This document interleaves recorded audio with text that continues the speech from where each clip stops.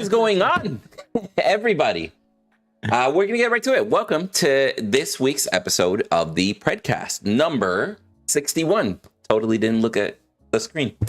And yeah, so we actually got a lot to talk about, guys. There's been a massive overhaul when it comes to Predecessor. Everything from items, characters, maps. Probably a little too much to actually go over in just one podcast episode, but we're gonna try and condense as much as possible for you guys, and we might reference back in other podcast episodes in the future. But before we get too far into it, let's go ahead and do our introductions here. I'm gonna go ahead and have it go in this order. Let's do Wally, then Menace, then we'll do Pinzo, Bearded, and myself. Tell people a little bit about yourself. What's good, guys? It's Wally J. I stream over on Twitch. If y'all want to come hang out in the off lane, I am vibing.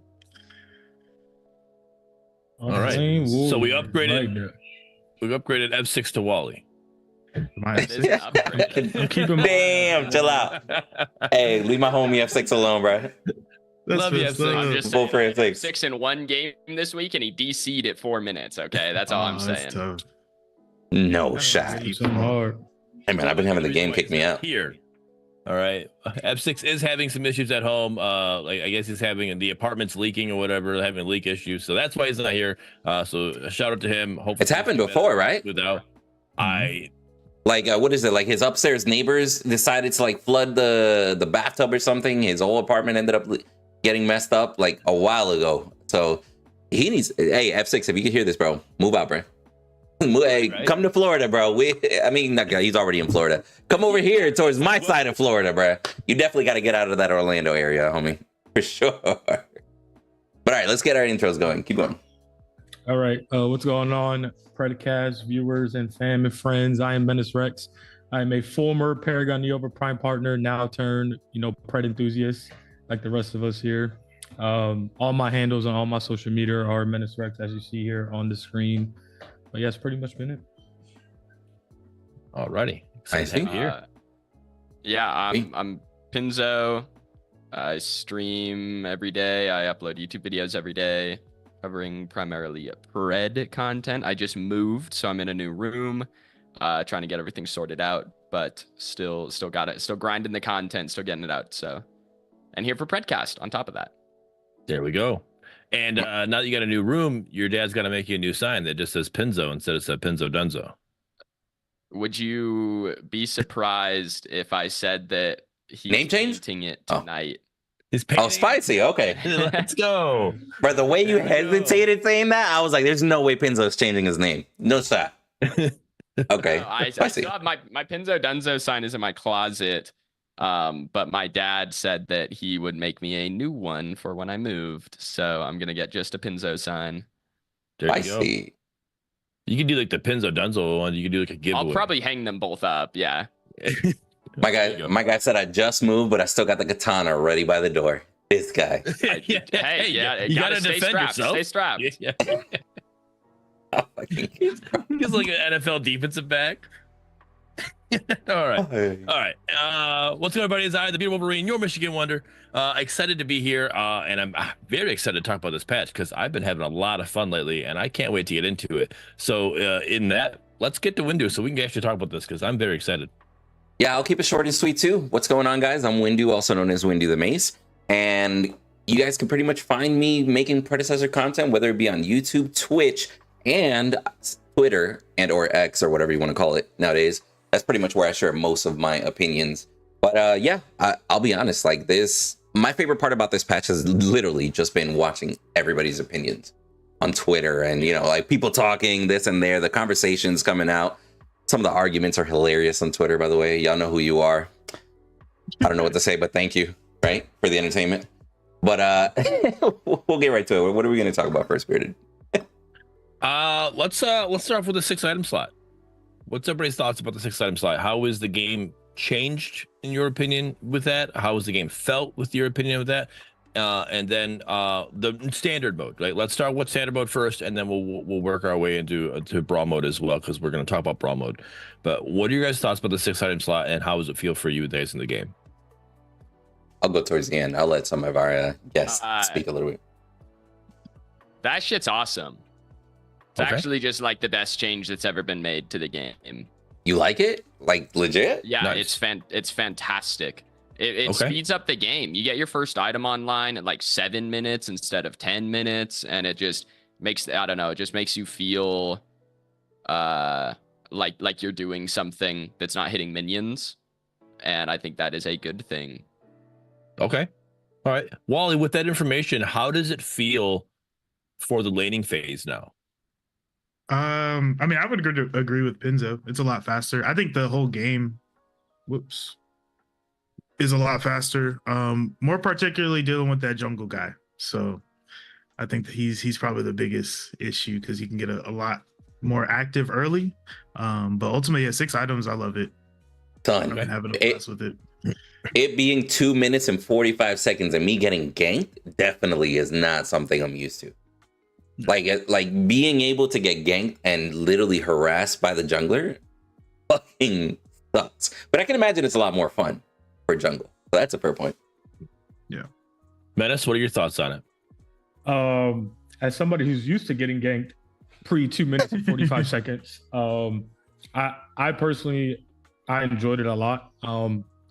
I've been playing a lot of different roles than my traditional roles, and I definitely see where some heroes are coming to light second item or even first item, and there's some heroes who are coming in when they hit that 5th, 6th item.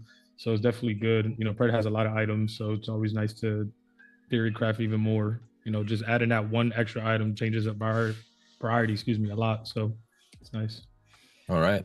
And Windu, on to you, because I actually haven't had a chance to play standard mode. Every time I've loaded up Pred, Really? I've only been raw mode, dude. Like, I've just been hooked on it. And I was like, let's just keep playing this. Let's just keep playing that. And then, so I can't really speak on standard mode and how it feels that way. So what are your thoughts? Bro, I'm a dual lane main, so I'm all carry and support, and dual lane is eating good with this patch, bro.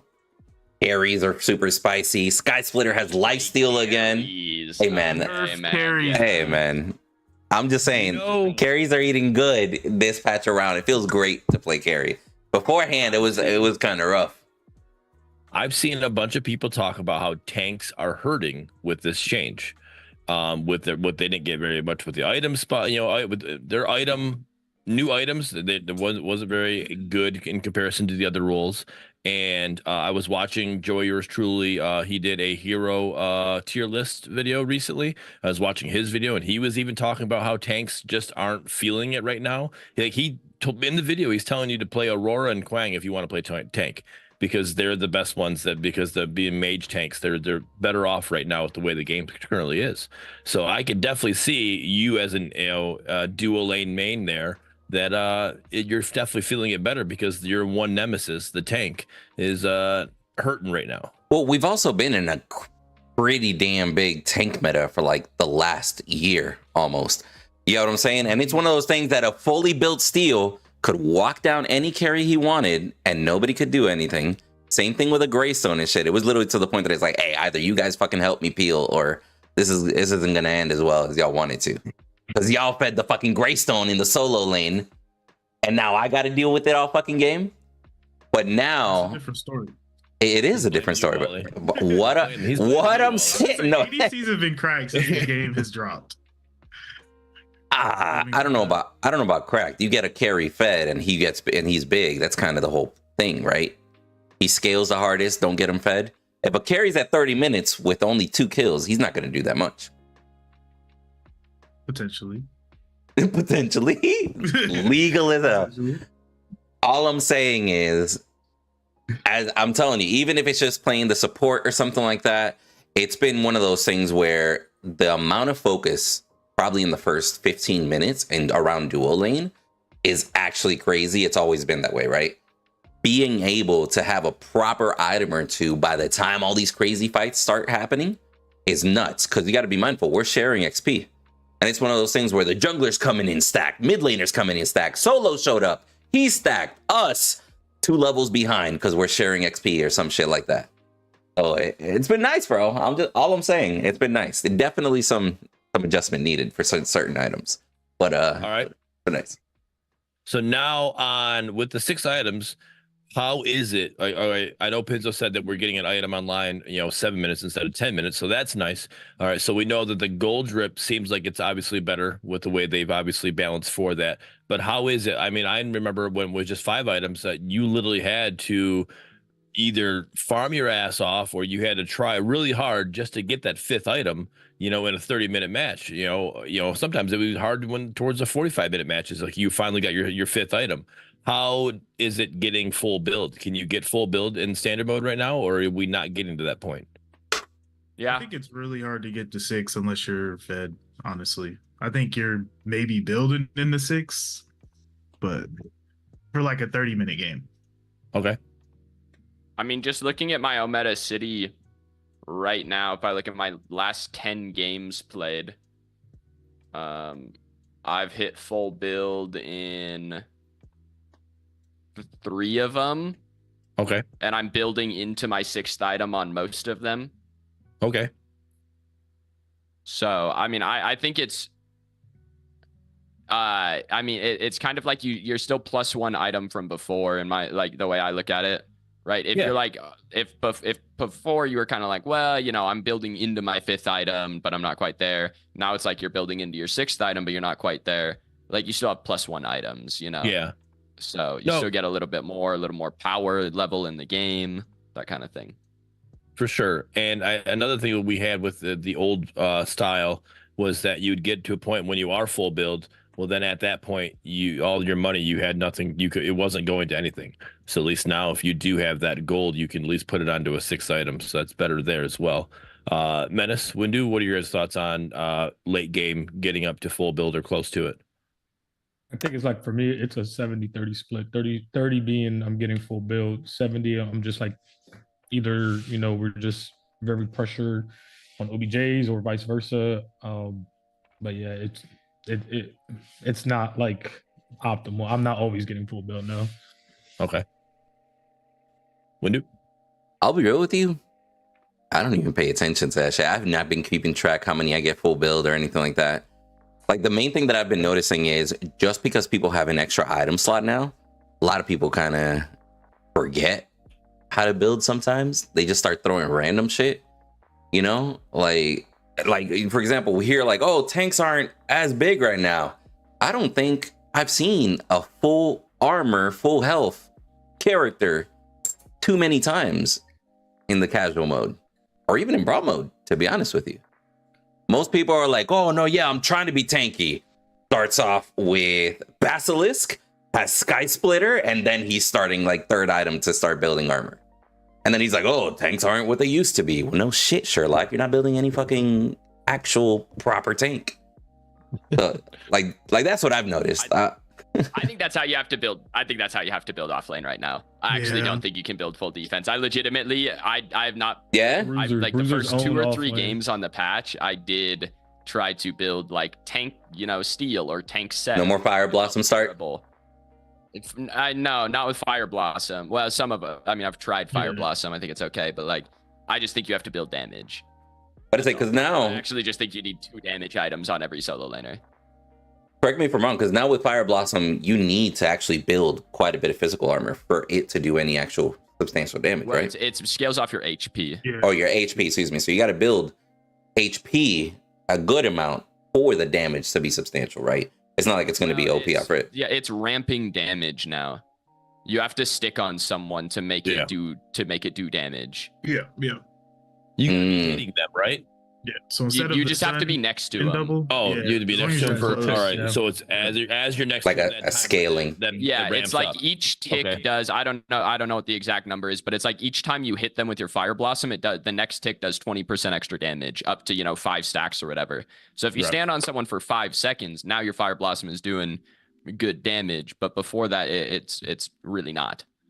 It's a lot like a tower ramp up. If you sit there and take a tower shot, that first tower shot's fine. That second tower shot's going to be more. The third tower shot's going to be more. It's just going to keep ramping up. Okay. All right. What do you guys think? I did run Sev and Steel in the BFC tournament. Steel felt terrible. Sev actually. I think Steel is terrible right now. Yeah, he felt really so bad. Steel Seb felt pretty good though. I think Seb feels okay But I think he was doing damage. items. Yeah, I feel like Seb does damage low key though. As long as you're getting stacks, he does some damage. So. I think just like I don't know. There's no solo laner right now. Like Aurora is the only solo laner right now that I would almost build full defense. Yeah, I agree. Because she has a free fire blossom. I'm even building so much damage already, or why? Aurora's base numbers are really high, but her passive does max HP damage. So like you don't have to build it, and on top of that, she has an insane amount of crowd control, right? So like you don't have to build a crazy amount of damage on her because you lock people down and they can't move and they can't play the game and they're taking max HP damage and you outbox bruisers because of it, right? Like she's just really good at winning offlane 1v1s without itemizing into it. Okay. So I just think you can build defense and get away with it. You can build Magnify first. You can build Oathkeeper first. Like, you can do whatever, and then you just more bruiser meta showing up on that side, opposed to full tank. I just actually think you play Grux and Greystone and you build damage, and that's just it. You go into your little item shop and you filter by physical power and HP, and then you build all of those items. I do think Greystone is actually really strong this patch. I think Greystone is nuts. Yeah. Okay, so really quick, I'd love to just kind of intersect here for a conversation that's going on in the chat. So Magnificent, Odo, Pursuit, they're in there chatting, and so they're saying that the mass majority of players are having 45 minute to an hour long games in the new patch. That was my next question. So I'll be honest with you, I almost feel like the extra items, the ramping up of everything, almost like that shouldn't be happening, or it should almost be impossible in a way. No, because now people are stronger, so they can carry games harder. You can build an item faster if you get bigger, if you carry and stuff like that, right? I mean, so yeah, that, but I don't know if the community wants to hear that one. I mean, it's well, now you gotta tell us. No, now you gotta say. I would say I think there's so if you're getting fed and you can't win the game or end the game, that's a function of you probably not understanding how to end the game in a lot of games. Don't feel bad, because I was about to say something similar to that. And I will say that with the extra item, yes, there is that ability to like almost kind of eke the game out a little bit more. But like we were just talking about, we're getting the items about the same time. I'm building into my 6th one around the time I was building into the 5th one anyway. So I don't feel like there's really too much of a difference there. I think it comes down to people aren't ending it, just not, no function of ending the game.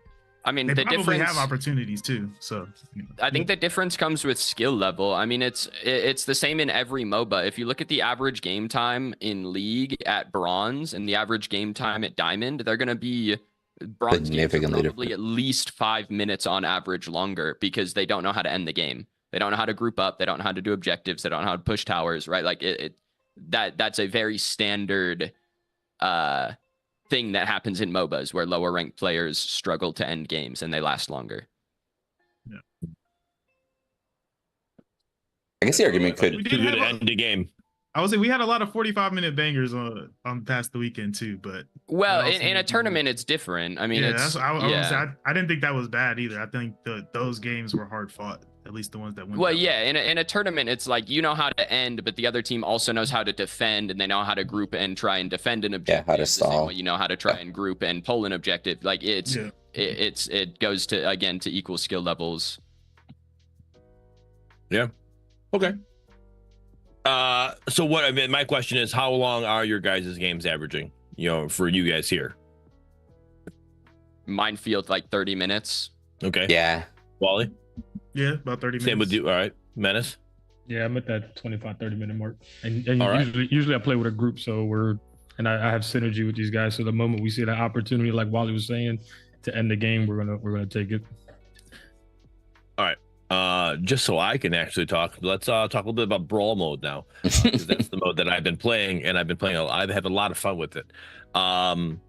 I enjoy the 6 item slot a lot, because I remember playing the standard mode when it was just 5 items, and you get to that point, that 5th item, and it's like you're stuck on literally you can't buy anything else. Like you can buy that one tier 2 section, but the rest of your item that you want, whether that's got 2 other tier 2s or if it's got just 1 other tier 2, you literally have to wait until you have the full item to buy it.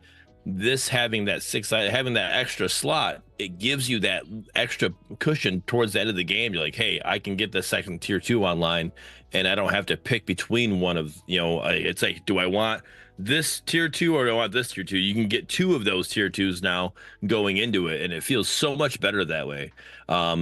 So real quick, dialing back to standard mode, do you guys feel that same way with that in standard mode as I do in brawl mode with the 6-item slot? I feel that sensation you're talking about. Yeah, it's like I Okay. can build O crown and actually build both rods. So, Yeah, exactly. Yeah, it's cool to build an extra passive or like see certain passives stacked together now that you have that extra slot. You know how there's certain items that it's almost like, oh, we kind of got to build it. Like a mage without Caustica, still kind of a little weird, But having that extra slot, it's like, hey, you know what? YOLO. Throw this on there. Throw that on there. Let's try this out. Let's try that item out. These item combos. I think it feels significantly better when you start reaching the item. 1000%. Yeah. No, agreed. But what are you guys' initial thoughts on brawl mode? Like getting into it, you guys got to play it for the first time. What are your thoughts? Like, how did it go for you? Menace, I how thought it about was you? good.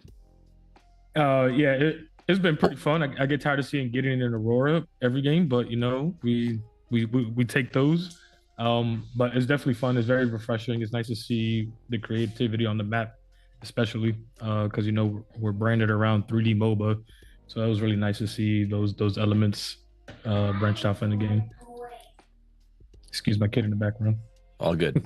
Now you're All good. good. Go ahead, Pinzo. Yeah, I enjoyed it. I mean, I think it's good for what it does. I mean, it's a casual game mode. It lets you test builds or learn a new hero. Free rotation just came out for the week, right? So if there's a hero on there that you don't own that you want to test out, you can jump into a 10-minute brawl game instead of a 30-minute slog fest of the normal queue, right? So I think it accomplishes the goal. I think it very much accomplishes the goal. 100%. Wally? Yeah, I mean, I had fun. I'll still play it if I have like 10 minutes and don't have time for a full game or something. But All right. I also think it's really good just for like, the people coming in and who don't know MOBAs like that. Get a feel Exactly. for it. I really Exactly. hope that they keep their promise of adding the verticality that they kind of added in Brawl. I kind of like some of the things that they added, especially the walls and being able to jump on a lot of those. I think that's huge instead of having like the massive walls that are, everywhere. So, Yep. Or even the verticality towards the buffs. What's up? What's up, Menace? Does anybody know if you make a new account, does somewhere along the tutorial line, does it show you brawl mode, or you just sort of got to figure it out on your own? I don't think there's a tutorial I for have that no yet. clue. No, Yeah. it doesn't have to be necessarily a tutorial, but it's like, hey, you finished the tutorial. Now you're back on the main page, and it's like, hey, this is standard, and then this is brawl. I don't think there's anything for that yet. At least I don't know. I haven't made a new account, but I don't. That's a good question. So if anybody just to try to has incentivize the answer for that, let us know. Is it weird that I feel like new players should almost be incentivized or kind of pushed towards try brawl mode after the tutorial? Yeah. I mean, it is the casual mode, so yeah. I mean, think in Smite, should you be can't pushed play to casual. Conquest till account level 5. Exactly, but right now, correct me if I'm wrong, they're just side by side. They get to choose. It's not like it's like, hey, Imagine. try this now. Yeah.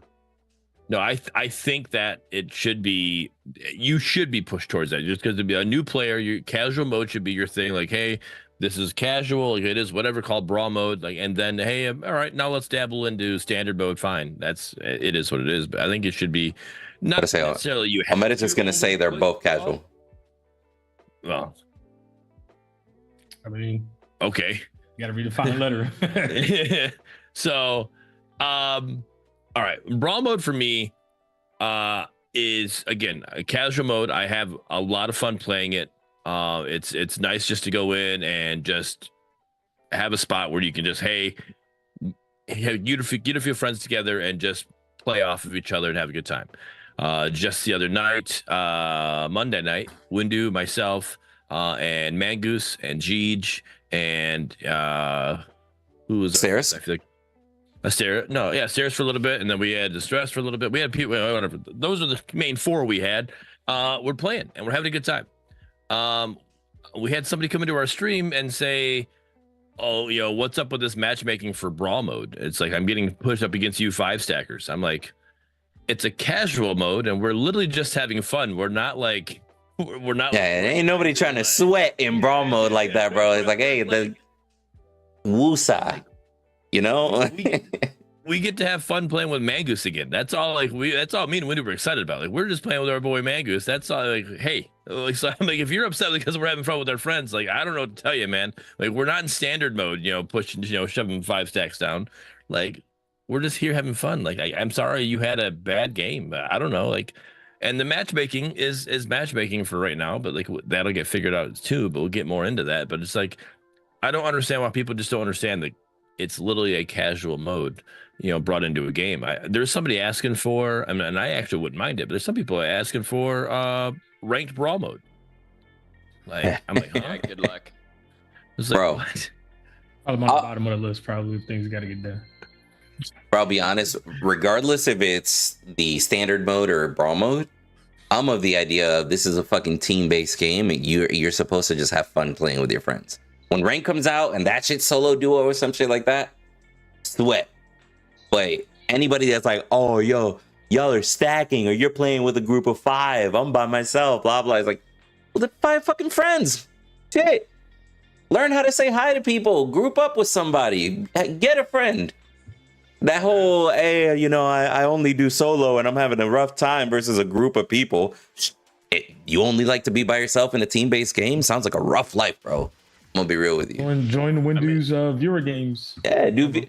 There's viewer game. Appreciate you. There's viewer games all over, bro. Like, there's plenty of content creators out there that love playing with people. And even then, the Pred Discord itself has like a bunch of chats all the time of just people trying to group up and trying to have fun meeting people.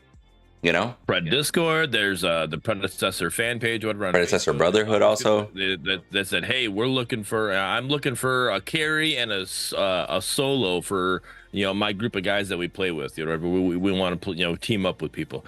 Like, you have people that are always looking for games and looking for teams to play like that. So do what you got to do.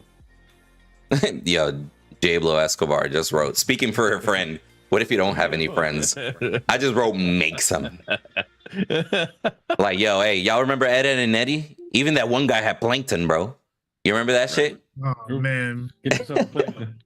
Plankton. Hey, Plankton can play better than some of the people I played with, all right? Oh, hey, don't you talk about my viewers that way, bro. Don't you talk about my homies that way. Yeah, he's probably talking about me, You Cephas. guys call them Plankton. It's Plank. It's Or not Plankton. Sorry, Plankton was the guy from SpongeBob, wasn't it? For SpongeBob. Yeah, that was just Plank. You're right. It made me say that. I'm like, wait, that's not right. I followed Windu down the rabbit hole, bro, because I definitely said Plankton. Hey, bro, nobody remembers that shit, bro. That's like 20, 30 years ago. What do you mean, bro? Anyway. Really, somebody Not does. 30 years ago. No, wasn't that like 90s? We just discovered Bearded still has VHS tapes in this house, so I'm not surprised right now. Oh, yeah. All right, so brawl mode's fun. We're all enjoying brawl mode. Are you guys actively still playing brawl mode, or are you guys like, nope, I'm going back to standard? Like, where are you at with that? I can't. You can't what? I can't play brawl mode. No? Like I said, I'll play it on occasions. It's like 10 minutes waiting on something, but other than that, I'm on standard again. Okay. Pinzo? I can play like one game in a row once a week. and that's Okay. it. All right. Menace? Like I said earlier, I only play standard if I have four above now, just because I can't do with the random. So if I'm waiting for like my friends to get on and one of them just happens to be a little early, we got time to kill. We're playing brawl, but we're not All right. pushing the same hours as standard. Menace? I mean, Windu, you're grinding both? Yeah, I'm about to say what I've been basically doing is viewer games brawl mode, just to in 1 hour I can play like Morgan. I can play like 3, 4, 5 games with viewer games in brawl mode, right, in an hour. And then when the homies get on, we're just, well, I want to work on my CS, or like we're actually just kind of playing a little bit more serious. I don't want to necessarily bring somebody that's learning the game. Let's go solo lane against Joey. You'll be fine. Like, you get what I'm saying? Like, there's certain environments you don't want to bring a brand new viewer. So it's like, okay, I'm going to play with the homies, the ones that are aligned, the Jedis, as they're known in my Discord. And then Brawl mode is for just viewer games. Everybody chillax, whoever can join and go from there. So I do them both. I start with Brawl mode and end with Brawl mode, basically. What I love about Brawl mode is I get to those times where I'm, while I'm streaming, I'll get to those times and it's like I normally try to end my stream around 11:30, and if I end that match ended, it's like 11:20, standard match back before patch 18. It's like, damn, dude. It's like, well, all right, I just got to call it here because if I'm playing another one, it's gonna be about midnight. Right. By the time we finally get the queue, we do what we're doing, we whatever happens, and also we still do a send off. Like it's gonna be about midnight when I finally end stream. I was like, I just gotta call here. But with Brawl mode, you can always do that. Hey, all right, one more, and it's not gonna feel like you just spent a whole hour doing something. It's like, all right, that was quick. It actually been to a couple times. I was like, you know what? I could actually do another one because that went really quick. We had one a Monday night one, dude. We like. All right, that one went. Yeah, it's like I gotta get off. Be like, you know what?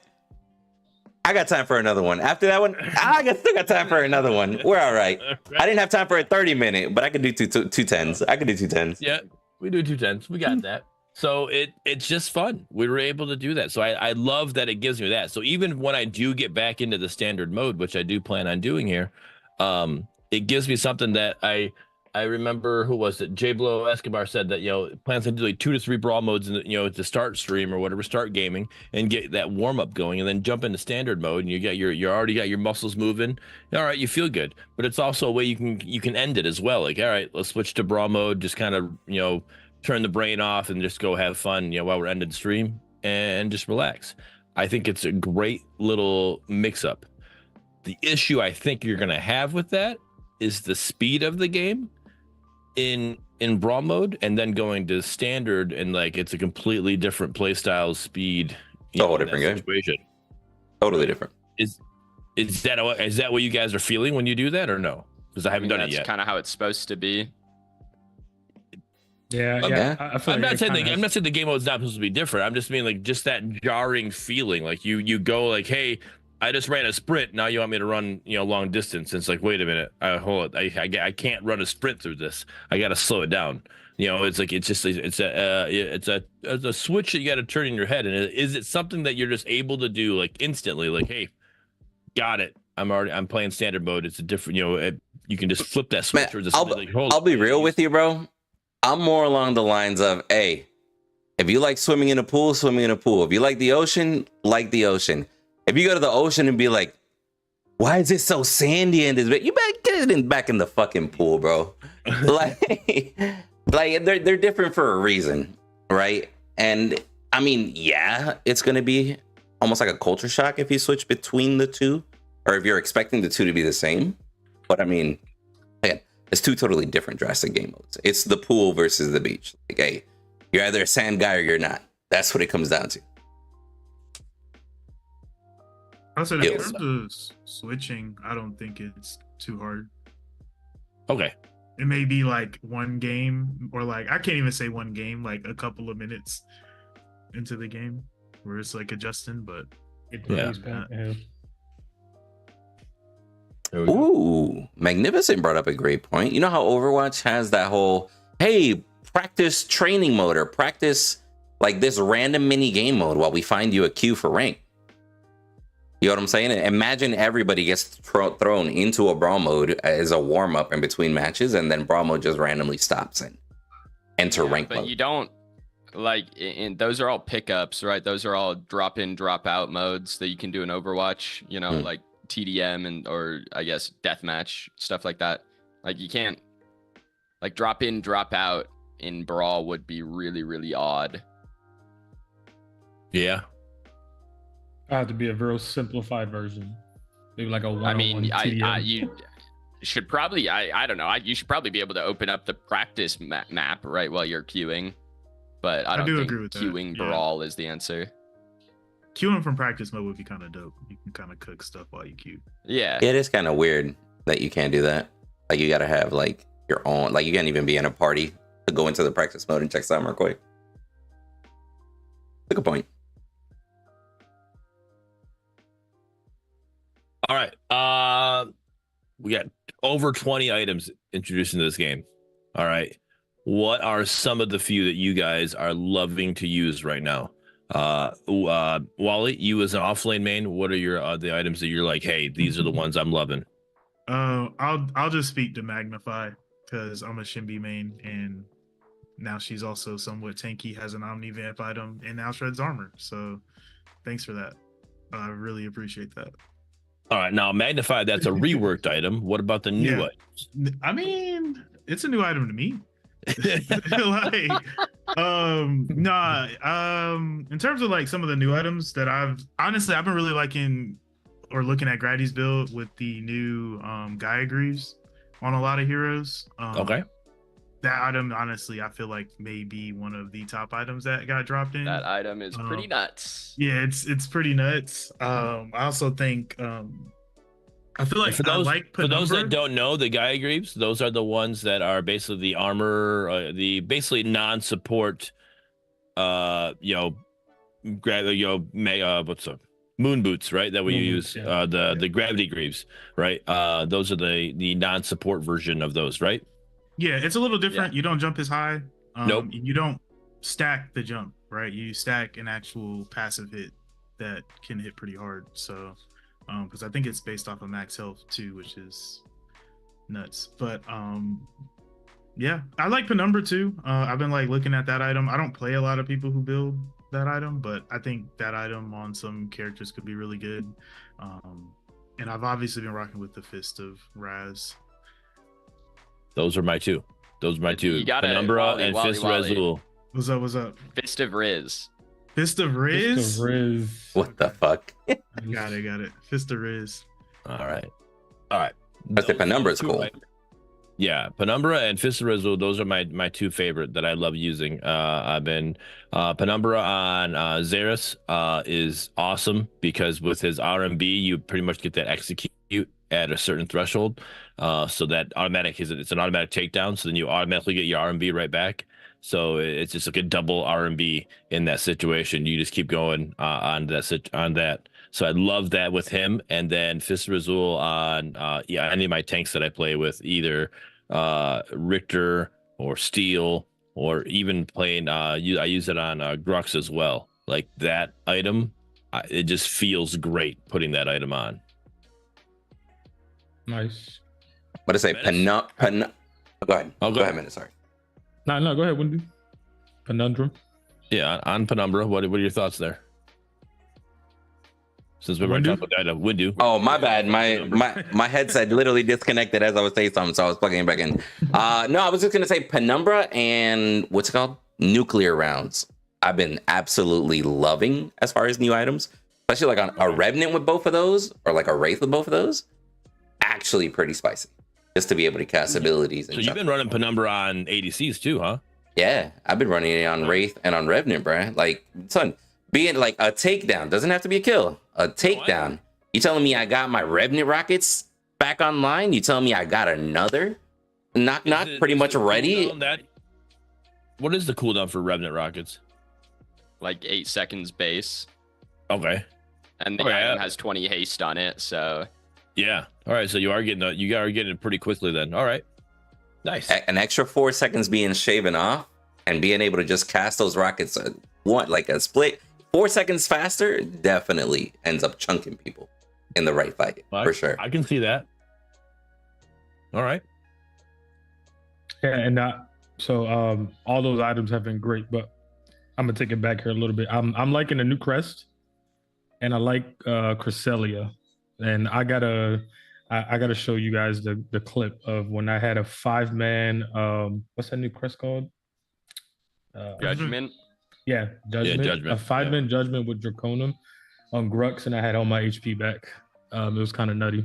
Oof. And I like Cresselia on my caster supports. Which one's that? Cresselia is the book, ain't it? Attack and reduce. No, the book is Soulbinder, I thought. No, right? Cresselia is the little like moon looking shape item for support. Oh, okay. Yep. It's all right. Gotcha. It's a blue moon. It's got green leaves on it or something like that. Yeah. So all right. Yeah. So once you cast an ability, you get extra damage on your next auto, and then it reduces non-ultimate cooldowns. So you can be very aggressive with it. That looks like a Muriel item all day, bro. Yeah, Muriel Decker. Yeah, I put it on Belica too. It's going crazy with it. Have you played around with Dawnstar? I think I- Dawnstar is nuts. Dawnstar is nice too. Which one's Dawnstar? I don't know that one. It reduces somebody's damage based on how many basic attacks you do. Okay. And then if you stun, you get attack speed. Ooh. Okay. Pinzo, what are your items? Number one for me probably has to be Soulbinder. Okay. Just like the mage item that stacks if you hit people far enough away. I can't decide if I think that it's actually really good. On a couple of heroes, it's like actually obviously really good, but on a couple of other heroes, I keep playing it, but it's really fun. You get to play a little mini game while you're playing Pred, which is, I don't know. I really like it. Like on Argus, I'll just build like a Soulbinder on Argus, and you just play dodgeball as a little mini game in lane, and it's fun. There you go. All right. Now isn't that the one I feel like I heard somewhere or whatever that with that item, like you could pretty much like essentially run away and get it procced if you're far enough away. Yeah, it's like an Iggy turret from you and the target when you deal damage, not when you throw the ability. So like on Belica, if you toss down a bomb and walk backwards and then get hit by it, you can proc it. But I don't like her bomb itself isn't far enough. Right.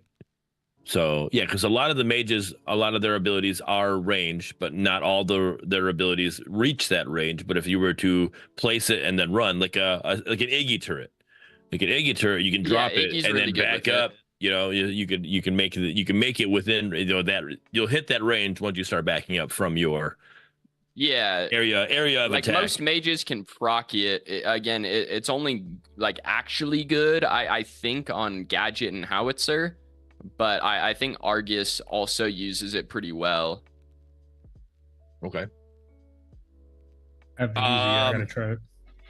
Yeah, I think the new items added are great. I think the tier 2 items that were added, the what do they call the recipe for the items? I think the changes they made to some of the items already existing, I think those are great. I think they make sense.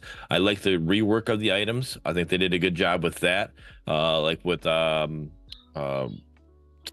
Sky Splitter now coming back with the lifesteal again. Resolution change. It's no longer the stacking item.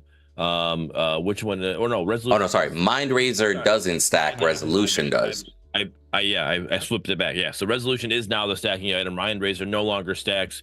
Some of these changes, I like the freshness these old items have now, if that makes sense. Kind of like you got used to them so long, they were just like but now it's like, wait a minute, I got to relearn these items again. It's like a little more, it's a fresh new item to me, even though it's been here. Wally with Magnify, that item's been there, we've had it forever, but it's a new revamped item, and it's nice. I like the way they're doing this.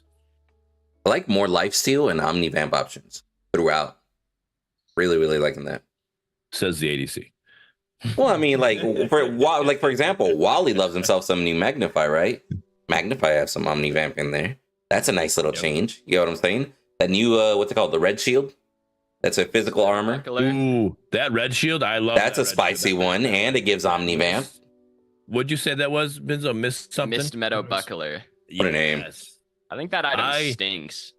Do you? Like that for my in brawl mode, that's like my go-to. I can see that being a fun Grux item if you need to throw it in there. Damn, magic armor item. I love that one. Yeah, on Grux, I love it. But yeah, and then on top of that, when you're looking at like a Nixium Quiver is probably going to get used more because now that has Lifesteal, right?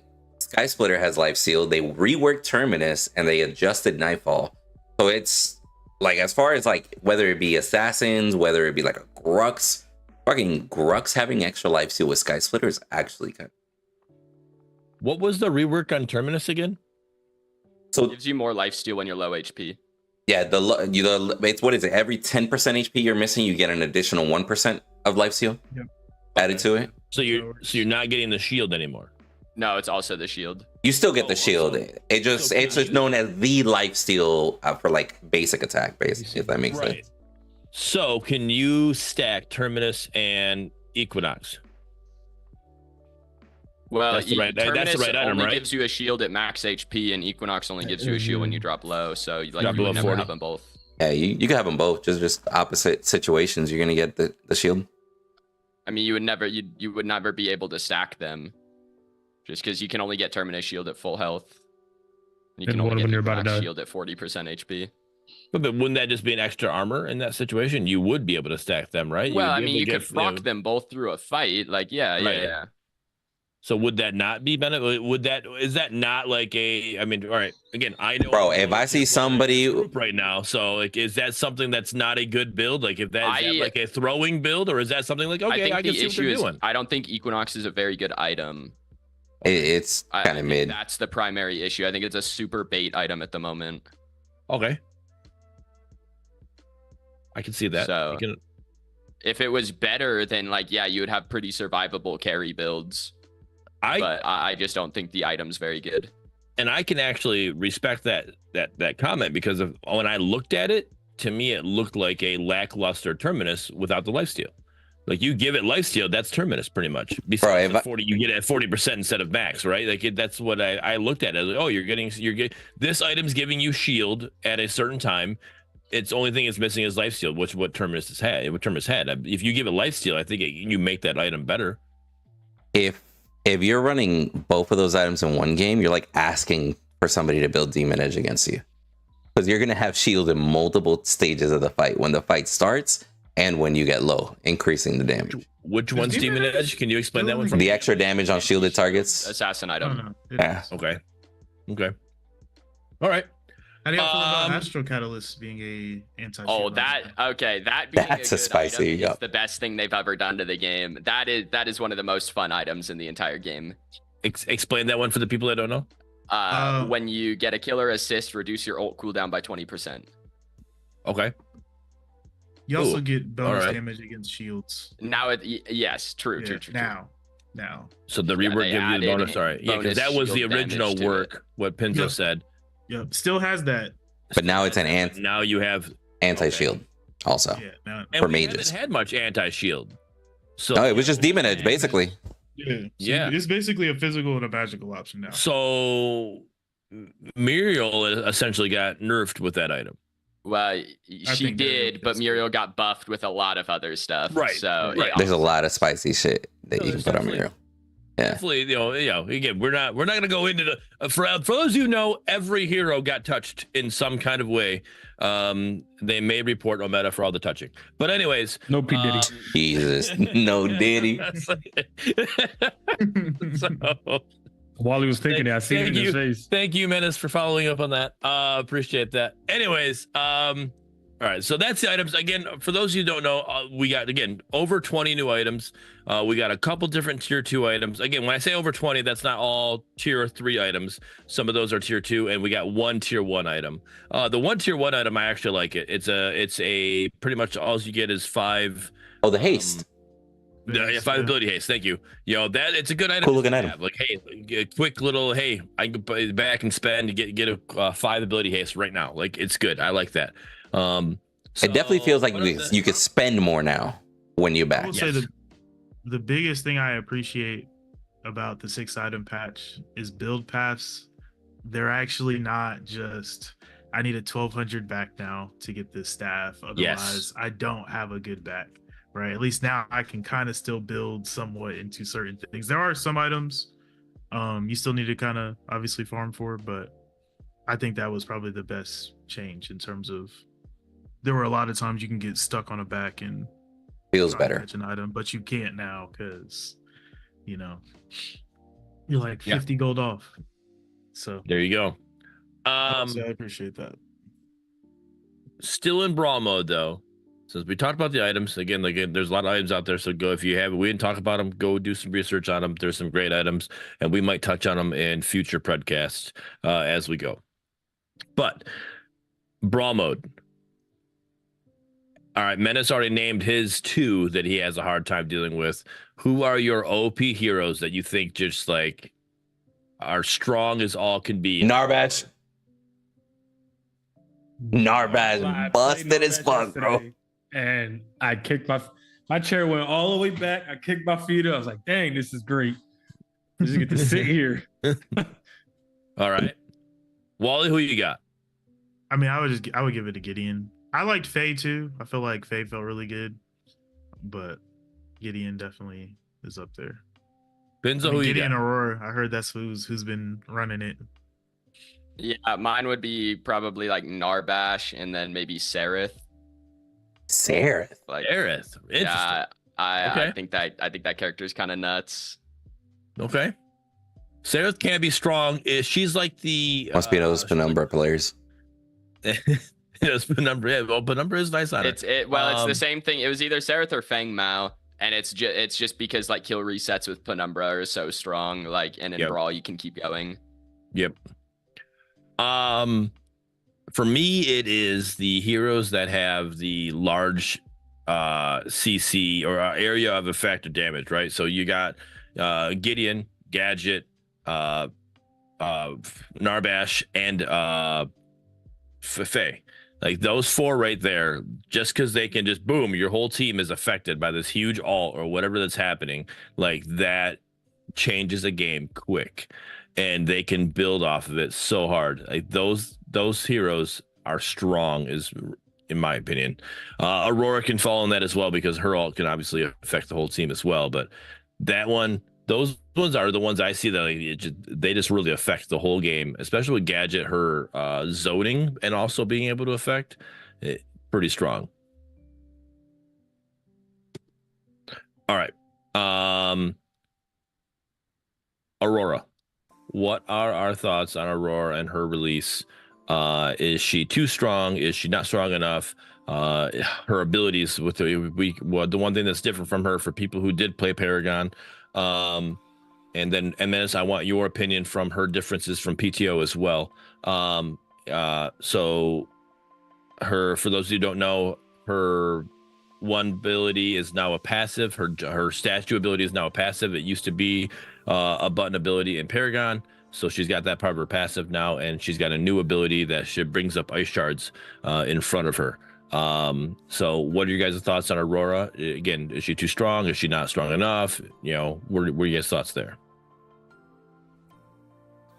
Well, when it comes to any new release hero, I'm kind of, and this is in almost any game I play, I'm always expecting them to be pretty healthy as far as their stats go, right? I'm expecting them to perform, to attract the masses to this new character, and that's what I feel like will happen with Aurora. I think Omega did great by labeling her as a tank, but tank is probably stretching it because she is hurting a lot more than any other tank that I've ever played. And I'll just get the PTO portion out the way, right? Because you mentioned that play styles are very similar, right? Because in PTO, she was at first classified as a mage, and then they bumped her to a tank, and she just went full tank after that with a lot of heavy CC. The only thing that I'm having a hard time getting used to is the ring, right? You gotta get them to actually hit it. Where in PTO is just like, okay, if they're inside that, they're getting rooted. But besides that, I think it's pretty unique the way that they went about with the passive and then the AoE in front of her. But I don't know. Make the wall breakable? Sorry, I was reading chat. The wall That's spicy. Wait. Okay, can I piggyback off the chat here? I mean, Yeah. Isn't the wall breakable, right? The wall's breakable. Am I tripping? No, I don't think. No. I don't think I You can break could- it. I don't think so. Aurora can destroy the wall herself. Yeah, Aurora can, but somebody. Aurora can, somebody else. Aurora can just hit the button again and make the wall go away. Right. But Oh, but I like didn't know to actually go through and destroy it, no, it's not like it doesn't. I don't think it lasts long enough. You would use your time, Destroying autoing it, to destroy it, and it'd be gone by the time you finally got through. Yeah. She's definitely fun to play. She's very mobile. I was saying this to somebody I was playing with the other day. I swear I feel like jumping backwards pushes me out farther than jumping forward. I don't know what it is. Maybe it's just a perspective thing. But yeah, what are your guys' takes? Honestly, First off, with the PTO comment, you said the ring, they rooted her. I do remember in regular Paragon shoot, you were not rooted if you were in the ring. You had to actually touch the ice shards to get rooted. Yeah. I remember it was, so you're essentially, it's like it's a root, but it's not a root because you have to like not touch the ice shards, but you can still be moving and do what you need to do, but you're not like stuck in place. So you can still kind of slightly dodge things, but like if you had somebody, if you have a decker focusing you, like it's pretty easy to hit you within that ring because there's not much room that you can move, left or right. So it's, I like it. Windu? But I say I would put her as impactful, but not broken. Like I don't think I've ever come across an Aurora that's like, oh no, she's fucking us up. We can't win. She's too fed. Like have you ever seen a fed Feng Mao? That's a fucking problem. That motherfucker running around nuking people, that's a problem. Fed Aurora is just like, okay, make sure you don't get frozen by whatever the fuck, sorcery she's about to do on you. But we'll be fine. We'll be all right. We can still kill her. So I don't think she's broken at all, quite frankly. I just think it's like, okay, so she's a tank that can do a little AoE damage. Cool. That's basically what I've been dealing with as a carry for the past year with a Steel and Fire Blossom. So ain't nothing changed. Low key. Like I really like how they changed her kit. I think the R&B was a really, really nice addition. I do think that she can feel kind of lackluster sometimes. But I think that's also because I don't feel like her design is to carry the game. Her design is to enable carries to carry the game. You know what I'm saying? So when you have that happen, she feels amazing. When that's not going on, she just doesn't feel as good. She's a setup queen, for sure. I think she's really good. I think she's like borderline #1 solo laner for me, like this patch. I can see that. I think she's strong. I think she's actually really strong. I don't know how good she is in the jungle. I've played her like 1 or 2 games in the jungle. She felt okay. But in the solo lane, I think it's like if you are good at when you press Q to like cut off fights, I think she's insane. I think she's nuts. Yeah, like I think she's a little bit harder to play than most of the other heroes. And again, there's a much higher ceiling. Wall.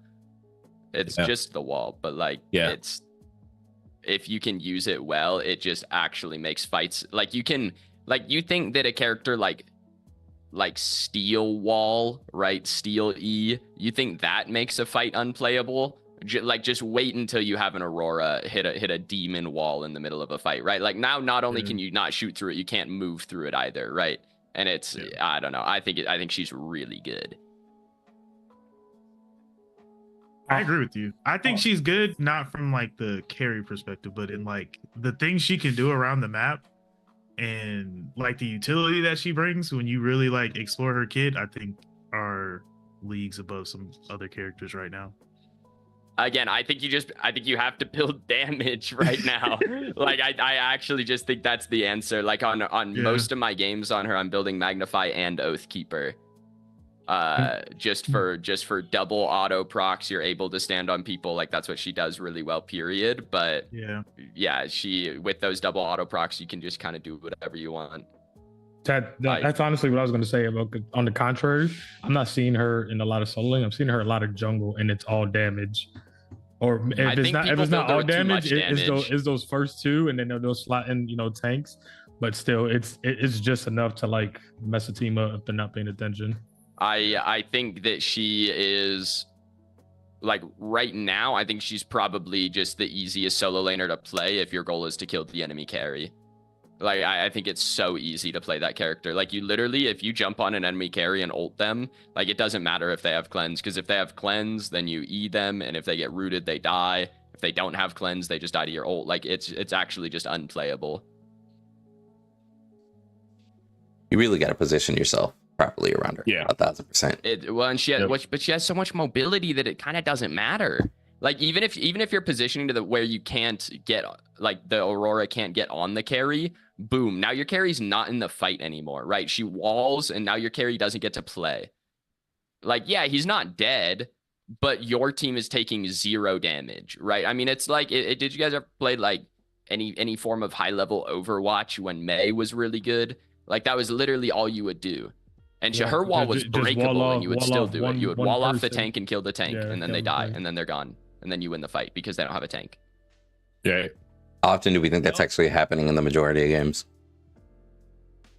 I agree that it's hard to set up, but like if people are paying attention, it's super free, and I think she's really good. I think it's not happening now because it's still so new, but I think that's something that's definitely there. The potential is definitely there. I want to say real quick, they posted, Predecessor posted this on Twitter. They asking, hey, it's been a week since she's been released. What are your thoughts on her? And the first comment I saw on there was Crashy. And Crashy did have it posted in chat here, but Crashy got timed up for a copy pasta for a bot. So I don't get to read it from chat here, but it pretty much said that he loves her. She feels great. She's not OP, but she's really strong. He puts her at a strong A tier is where he would rank her right now, and I agree with that. I do feel like that's where she's at. I don't feel like she's OP, like it's like, okay, everybody has to play her, she's got to be in 100% of everybody's games, but I do feel like she's played very well if you have that skill ceiling, if you can reach that skill ceiling where she is playable. She is a nuisance to play against because of the fact she is so slippery and does so much damage, and she's so tanky along those lines. Like those three things, like it's just like, dang, like she's just a feminine looking crunch right now, with a wall. And it's like, because like, all right, you're a tank, I can do some damage to you, but it doesn't do anything because you're a tank as well. Okay, well shit, now I almost had you killed. Well, now you're gone. It's like, well, okay, awesome. And then I'm almost dead too, so I don't want to chase because you did so much damage to me. So I feel like that's where she's at right now. So I'll be interested to see what happens to her in the balance patch following her release. I will say she's very strong early in the off lane. She can almost walk down that man Grux, so be wary, Grux players. All right. We're gonna do a spicy comment, spicy section here just before Pinzo has to leave, because I know Pinzo, you gotta leave here soon. Yeah. So I'll let you talk first on this, but what are you guys' thoughts on the skin slash, and I would say slash, but it's really just bundle prices, right? I mean, is there any skins out? Like, it's all bundles, is it not? Like, I feel like this whole You patch can buy was the bundles. skins individually. You can buy main skins individually, not the variants. Three colors. Yeah. Yeah. Habiters came out individually, right? The monkey one. Yeah, Also in a you're able to get all individually individuals as well. Yeah. Okay. So what are you guys' thoughts on the bundle slash skin prices? I know my take. I'll wait. Go first. What happens up? Too much. Just like considerably, like 25% or more too expensive in my opinion. Okay. Wally? I mean, I don't typically buy skins like that. I don't feel like they're that bad, but I wouldn't buy them anyway. I'll be honest. So I say the Belka bundle's $50, right? I don't think. I'll say this. I don't think the skins are that bad when you like break it down from an item perspective. And when I think about normal life, at least in where I stay, right? Like $5 is kind of like I can't even go anywhere and use $5 for anything, I feel like, anymore. But I feel like y'all had that conversation before about different spaces to live and whatnot, and how the dollar can look a little bit different and go longer. So for me, they don't seem that bad, but I definitely can see where, especially like in my younger years, I'd be like, this is way too much for a skin. I'm not buying this. All right. Menace? The $50 bundle, I feel like it's way too expensive. I'd even hesitate. I'd even think about buying it when I seen that price tag. But I personally feel like there's not a like a system in place for some of these prices. Because on the contrary, the Ascension bundle, I was okay with buying the Ascension bundle. The $25 for 4 different skins and the recall and there's something else in there. The recall, the jump pad. the launch pad. Yeah. Jump pad, yep. I was okay with buying that, but I was not okay with like You're saying because of the quantity that you're getting as opposed to like variants and stuff like that. Yeah.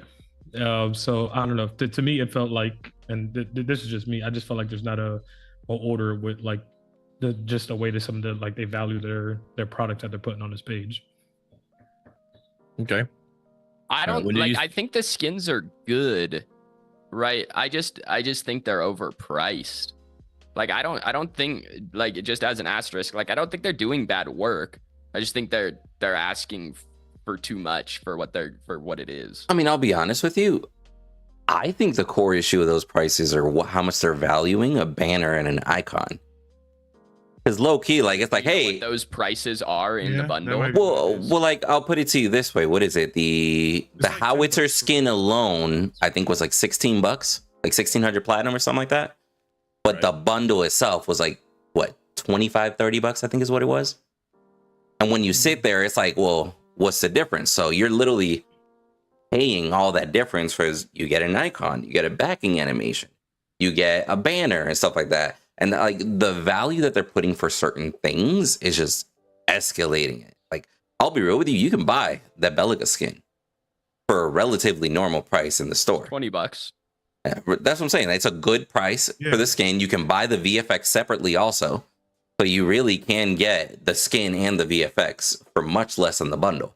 But then when they're like, okay, just because you're getting 2 variants and we're throwing icons and we're throwing banners, now the price is hella, like, it's at 50 comparatively, right? And I'm just like, I would have preferred, it's like, okay, give me a normal skin bundle that's fairly priced. Give me the pink variant bundle that's just a little bit more because it has the pink variant.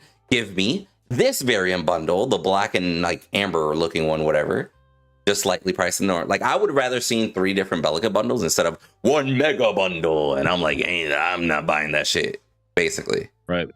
You know, like it, like I and it's the same thing with like what is it, the Kalari and Sparrow bundle? Sparrow. It's still up there. Like, I'm like, low key, I would still buy the Sparrow bundle if I could.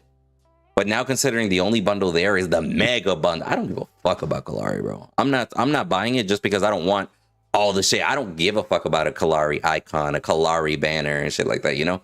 I much rather see, give me bundles between 20 to 30 bucks throughout the store and just have a variety of bundles in the bundles page, as opposed to this massive thing that not many people are going to want. You'll probably sell more of the medium-sized bundles instead of a few larger bundles. That's the way I see it. Well, and just one other thought, just talking about skins, is do you guys have an opinion on the Ascension skins being buyable? I don't like it. They were like the I don't like season that 2 you can buy rewards. them. Yeah, I don't like that you can buy them, honestly. Yeah, I was about to say, I had to earn those, and now they're like, hey, you get to buy them plus Zaris, you know? Like, sure, let people buy the Zaris one because that wasn't out, right? Like, whatever. But I really am like, okay, so what the hell did I grind for back in season 2 just to get the skins? And now it's like, hey, Okay. we're going to let people buy it anyway. I don't like that at all. I'm just glad that I'm not the only one that felt that way. I saw it, I was like, okay, like the new Zara skin, that's cool. And then like I scrolled down a little bit and it was like a bundle with the other 3.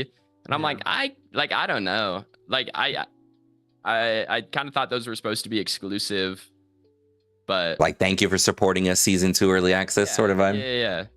And I get that like console players couldn't get them or whatever, but it's like I guess my outlook is bummer, you know, like I'm kind of with Crashy on that one.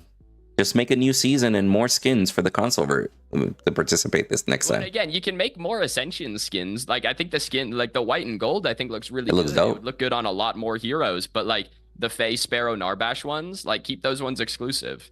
You Right. know, that's where I'm at. And I know Xbox and PlayStation, you're able to do exclusive skins for those or whatever. So you could do, like, I mean, Fortnite's got a Xbox PlayStation, exclusive skins you know, and PlayStation this is your exclusive. PlayStation skin. You can get that. It's like go download it here or whatever. You know, you go whatever.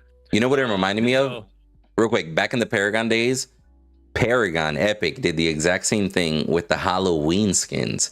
I was like, get them while they last. Cool this, blah, blah, blah, right? It was supposed to be like, awesome. Next year on Halloween, buy the entire Halloween bundle. As we're entering October, it's like, the fuck was the point of grinding and having the whole event if the next year you're just going to say, buy it. Everybody, here you go. I So, feel like that's honestly somewhat of the problem with the variant bundles. It's kind of like we are promised exclusivity on some skins, and then like 6 months later they may limited just time be, exclusive. yeah, 6 months later it might be It's like, FOMO. hey, y'all missed these. Hey, slide these real. They're back if you really wanted them, you know. And they may be more, they may be cheaper, but I feel like that's It's more of- FOMO. It's just like the yeah. way that video game marketing works these days. That's true. Yeah, I'm not mad at the FOMO part. I'm just like, hey, if it's gonna be exclusive, leave it exclusive. FOMO, Yeah, then make if it's it worth exclusive, it. Yeah, if it's exclusive, let it be exclusive. Just keep it exclusive. Pinzo, you got time for me to make my point, or you got to get going? I gotta get going. That's fine. Understandable. So But- go ahead and give your outro. Then after he bounces, I'll say what I got to say about these skin bundles. All right. Yeah, I'm Pinzo. I stream. You can find me at Pinzo on all my socials. Yeah. I gotta run early, so I apologize, but thank you for having me. Of course, I'll be back next time, hopefully for the whole time. And yeah, good luck. Text me, shoot me a message, I guess, if you really need my opinion on something. But Bet. see you guys back here next time. Appreciate you stopping by anyways. All right. All right, peace out, guys. Have a good one, dude. All right. So for myself with these bundles, I kind of made a comment when we had Ace on, and I jokingly told him that I only wanted the Argus spray because that Argus spray fits me. This bearded guy drinking beer, it's all me, right? All about it. But I don't have the option of getting that spray because it's locked in a bundle, right? Now, to me and Windu, with your profession, and anybody else who is out there getting internet or getting, cable or whatever, a bundle is something that you take, you grab something and you put it with something else to make it a cheaper price, right? So, but you can buy one thing, you can get your internet all by itself and for this price. You can get your cable all by itself for this price. But if you were to bundle them, you actually save money. 50-50. And it's $100. We'll give you the bundle for $90. So you're saving money that way. But if you don't want internet, you only want cable, you can get it just for $50, right? We're not getting that option with these bundles. It's literally just here. This is your only option, is for you to spend all of this money. You don't give me an option to spend the least amount of money. Yeah. I don't want the main quantum skin for Bellica. To me, is not good. I don't like it. I think the skin itself is good. I don't like the color coordination. It looks ugly to me. The white and purple one, I know that's all Windu. I don't like it. But that Nova Quantum one, that one's fire. I would love to have that one. I only have one way of getting that one. Buying the whole bundle. And I don't want the spray. I don't want the avatar. I don't want anything else that goes with it. I literally want just that skin. Give me that skin. That's all I want. I will spend money on it, but you don't give me the option to do just that. That's what a bundle is to me. Like, hey, you have all this stuff in the store. These are all options. But if you, instead of doing this, you can get all of it and we'll give it to you for a cheaper price. That's what a bundle is supposed to be. Like, at least I don't know. I only speak from me living here in Michigan. That's what a bundle is in Michigan. I don't know what it is. So that's an up north bundle. No. You're right, bro. I don't know what it is in Japan. I don't know what a bundle is to you guys, but that's what it is here. And I don't like it makes it's FOMO, and it's just annoying. And I just let me get what I want. Let me pick and choose. I'd like to throw in something that I saw Ace reply. I believe it was in Twitter. Somebody fact check me out there. So Ace said that they plan on selling things individually in the future, but they currently don't have a system for it. What I'm assuming that means is, hey, we want to sell icons only, but we don't have an icon tab in the store.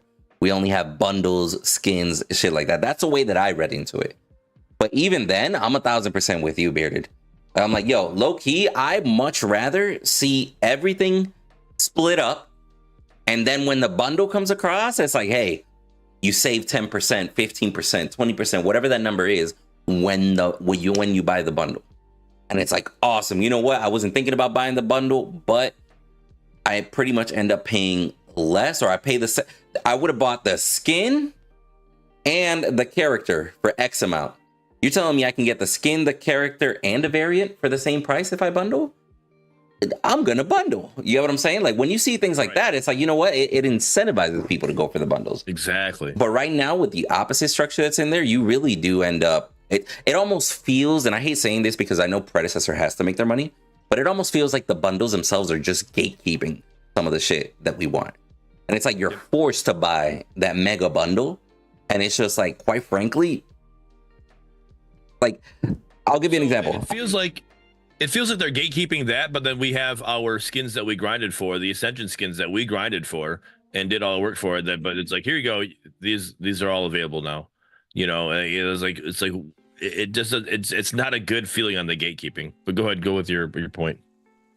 Yeah, and I really do think it comes down to the fact that the store itself doesn't have icon purchase section, banner purchase section, jump pad animation purchase section. You know what I'm saying?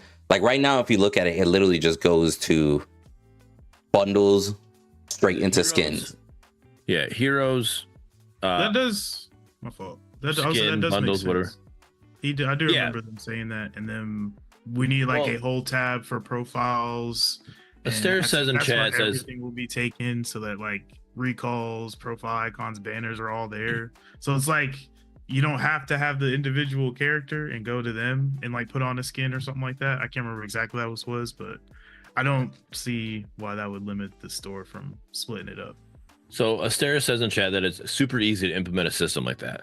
Now to give Ometa its due, like I don't think it is super easy to implement something like that. That's a whole new UI change. Like you're actually you're editing the UI, you're adding to it. It's not something that you just like. It's not a switch that you just turn on and all of a sudden, bam, all these tabs are created and they're working the way they're supposed to work, and the buttons are supposed to working. Like I remember playing that freaking. I can't remember what game, what the hell the name of it was called, but it was like 3 letters, and it was using all the Paragon assets. I was able to play Terror for a little bit, and literally it says button placement, button placement, button placement, button placement, where all the buttons are supposed to be, but they weren't clickable. Like it's just like it's a horrible UI. I'm like, this is a horrible game. Like it literally is a cash grab. So don't go out and get it. It's 3 letters, whatever 3 letters it is. Not PTO, but 3 letters. I can't think of what's called. I would tell you guys not to get it if it's still out there on Steam. It's literally a cash grab. Don't go get it. But yeah, so I mean, it's not something that's just it's easy to do, right? The devs have to do work, and they're obviously working on it. We got this huge, great patch, right? Like this patch is amazing. The worst thing about this patch is the bundle prices and the Ascension skins being given away. You have the option to be able to give it away now. That's the worst thing, essentially, in my opinion, about this patch. Other than that, this patch is amazing. 6 item slot, 20 new items, brawl mode, the balancing for the 6 new item slots, the 6 item slots, like this patch is amazing, right? There is a slight negative to the patch, and it's what this section is, so I don't think that it's just something like, hey, the team's able to do this. I think that's something that needs to get worked on, and I think that's why we're voicing our opinion on these prices of these bundles and the terminology for a bundle. I think that's an issue we have. Is like you're doing this and it just doesn't look good. It's not a feel good for the consumer, and that's what you as a company you should be excelling for, is a feel good for the consumer. The game should feel good, the store should feel good, and you should want to keep coming back. And right now, I think the game feels good, but I think the store is missing. Like not hitting on all cylinders. I will say though, like with the thing that I brought up, it almost essentially gives them an out. Because here's the thing: if you can only do bundles or like a skin, for example, just to throw it out there, right? Why don't you just have more itemized bundles? Like, why not just like, hey, Bellica and her 2 variants? That's a bundle. You want the Bellica and like just the main skin, no variants, and the banner and the icon. That could be a separate bundle. And maybe you want to buy all the bundles if you want. Yeah, because we saw the animation separate. The Bellica backing animation and jump pad animation, you can buy those separate. I agree with you. Which is wild, because I'll be honest, I love the little alien backing animation that they threw on the howitzer skin. I love that shit, bro. I've been rocking that. Alien faces. Yes, bro. I've been rocking that shit on Alien Drongo. Like, I love the combo, right? But it really is one of those things where I was like, I can only get it through the bundle. There was no other separate animation bundle for that one. You get what I'm saying? Where I feel like low key, they could have just been like, hey, these are all patch 18 animations, one bundle. Here we go. Different backing animations, different stuff, if you really wanted to go that route. Like it's always better to offer more options than it is to just offer 1 or 2. And here's the reason why I say it, because their system is already designed to automatically reduce in price if you own something else. You know what I'm saying? So it's almost by owning more, it incentivizes you to buy more. That's the way their entire store system is designed. But if you have these mega bundles only, it almost defeats the purpose of that system. Where if you offer a variety of options, now you have consumers making more buying choices, because that was $15 last time I looked at it, but now I own this one skin. Now it's only $8. Fuck it, bro. I'm about to buy that shit for $8. Yeah, no, like that's how it's designed. Huge. Yeah, and one shout out to them, because I love that it's like that, right? I love the fact that like as we were grinding through these seasons or whatever, we're looking, and I was like, oh man, like that's actually like I remember the Fang Mao Christmas thing, right? You had that Christmas battle pass thing you could do, and I already had Fang Mao. Right. But everything was itemized. You know, it's like, oh, you already own this. It's like, so it's like, boom. Like, oh, this one's a lot cheaper. At first I was like, oh, this one's cheaper than this bundle. And then I realized it was because I had Fang Mao already. I'm like, oh, that makes sense. But it was like, I bought both bundles anyways, but I was like, hey, I loved how as you bought what you wanted out of it, like the price is knocked down on it. So it's designed to incentivize you to buy the bundle. You were able to buy individual things for that battle, for that certain bundle. Not banners and icons. They've never had banners and icons together. No, not banners and icons, but you were able to buy certain individual things for those bundles. I remember that. Can I bring up another point? Yes, yeah. Go ahead. Away from the prices, but we're still talking about the skin. Yeah. And if chat want to call me crazy, if you guys think differently, please voice your opinion. I personally don't think it's a legendary skin. Which one? The Bellica one. But I think the only thing that makes it legendary is the change of audio and visual. Is the only thing that takes it there. I think that's the only thing that like elevates it to a different status. Outside of that, I think it's just a cool skin. I know I told Bearded in the separate VC. I think the Howitzer skin looks more legendary than the Bellica one, and I hope that's maybe a standard that they can set moving forward, because I remember when it was on their Twitter when they were talking about like that Turtle Grux skin, like completely different, right? Snap and Turtle Grux. It's not the rhinoceros that we're used to seeing. It's a turtle with a big shell, and he had like anchors or some shit in his hand. Bro, hold on, you just brought up a great point. Why in the world is the highlight of this patch the Bellica skin and not the proprietary made by Omega Howie skin? Right. And that Bellica skin, and I'm just using OG Paragon as a reference. And the skin's not animated, right? The actual skin is not animated, right? It just has that blue digi, right? No, blue digi on it. No, the skin does have the flowing effects. The colors do flow, yeah. At least in the Nova Quantum one. I guess maybe I don't know about the blue and orange one or the white and purple one, but I do know in the Nova one that it's a flowing effect. Okay, so regardless, I know, and I'm using OG Paragon as a reference, that skin is if you want to say quote unquote recolor of a tier 2 skin, heavy armored Bellica. Yep. And that to me just pushed me away from even further from buying this skin, because when I think legendary, and call me spoil or anything like that, I'm thinking drastically different. But when I see the same weapons, the same pistol, the same gun, I was just like, I just can't get behind it. And I told her that I was like, I'd rather buy the Howitzer skin with how it comes than before I buy that Bellica one any day. Yeah, because the Howitzer was completely different. We don't have the full case like that. The character's different. The arms are different. You know what I mean? So I don't know how. Am I crazy for thinking that? No. The only thing I would say that brings the skin up is the actual animations in game. Right. So like it's like you actually do look cool when you're playing. That's the only thing I would say. And I think the Howitzer skin doesn't have like his abilities are the same with the normal Howie skin. Yeah, they're normal Howie abilities. So I think the other abilities for Bellica, right? Those abilities are different, right? Yeah, I think that's what like ultimately. Yeah, that's what flips it over the edge. Yeah. But I do agree with you in that sense that Howitzer being a full model change, pretty much, right? Or at least Howitzer itself, maybe not the mech, but oh no, it's different. The mechs, because even with the other skins that I've seen on any MOBA that had Howitzer in it, Pred 2, any full case, it's not looking like that. Yeah, no, it's legit. Like a custom Yeah, predecessor it's skin. legit. Yeah, Yeah. that's Omega all the way. Yeah. And it came with a cool backing animation. So they clearly put some work I know into it the had back in skin. animation. Yes, bro. You haven't seen it? I just didn't read the bundle. You just bought it and didn't get it, bro. It's a flying saucer that comes from out of the map, starts trying to abduct you while you're backing. And it's like this whole green aura around you. Rocks start floating around you because the rocks are getting picked up also. Seen that once in game yet? I'm surprised. Bro, You've That's pretty seen fire. you've seen the aura around him because whenever you go, because I one thing I do want to add as well, I love how when you go from different menus or you come back to the main menu, it's a different hero occasionally. Like it's not always That's nice. the same hero that you've been like, hey, Aurora's the new hero. That's what you're gonna see for the next 5 months, until we get another hero, right? 5 months is an over exaggeration to make a point.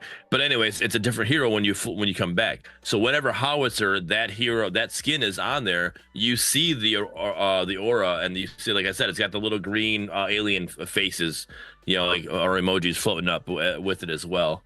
Yeah. So you've seen that, but not in game though. The whole saucer, I don't think that shows up in the main menu. Okay. So, but yeah, I mean, I just something that I know we harp on skins and prices and that a lot. The reason that we still harp on it, one, is it's how the community feels, right? So we're helping voice the community's voice, but it's also whatever feedback we give, whatever Omeda's able to grab certain feedback from Windu's point, Pinzo's point, my point, Wally's point, whatever, everybody's point. And I know they're reading chat, and I know they're reading YouTube chat. Like they can grab some feedback off of that. Okay, hey, they want something like this, they want something like that, and they can create something that's going to appease the masses. I know not everybody will be happy. You can't ever appease everybody, but if you can appease the masses of your consumers, that's what you're trying to do for as a community, as a company. So that's why we still talk about this occasionally when the topic becomes a hot topic. It's really all about feedback. That's the most important thing to remember. I know a lot of people have worked hard on the patch, and like the patch itself, I'm having a blast on it. But it's just certain decisions that literally weren't even the hard work put in. It was just a conversation and the choosing of a value. That's the part that I think was the biggest missed opportunity in this patch. Yep. And even if something as simple as, hey, let's do a quick little target test market, let's grab feedback, think what people say, like let's write down what people think, what they feel. Hey, how do you feel about these prices?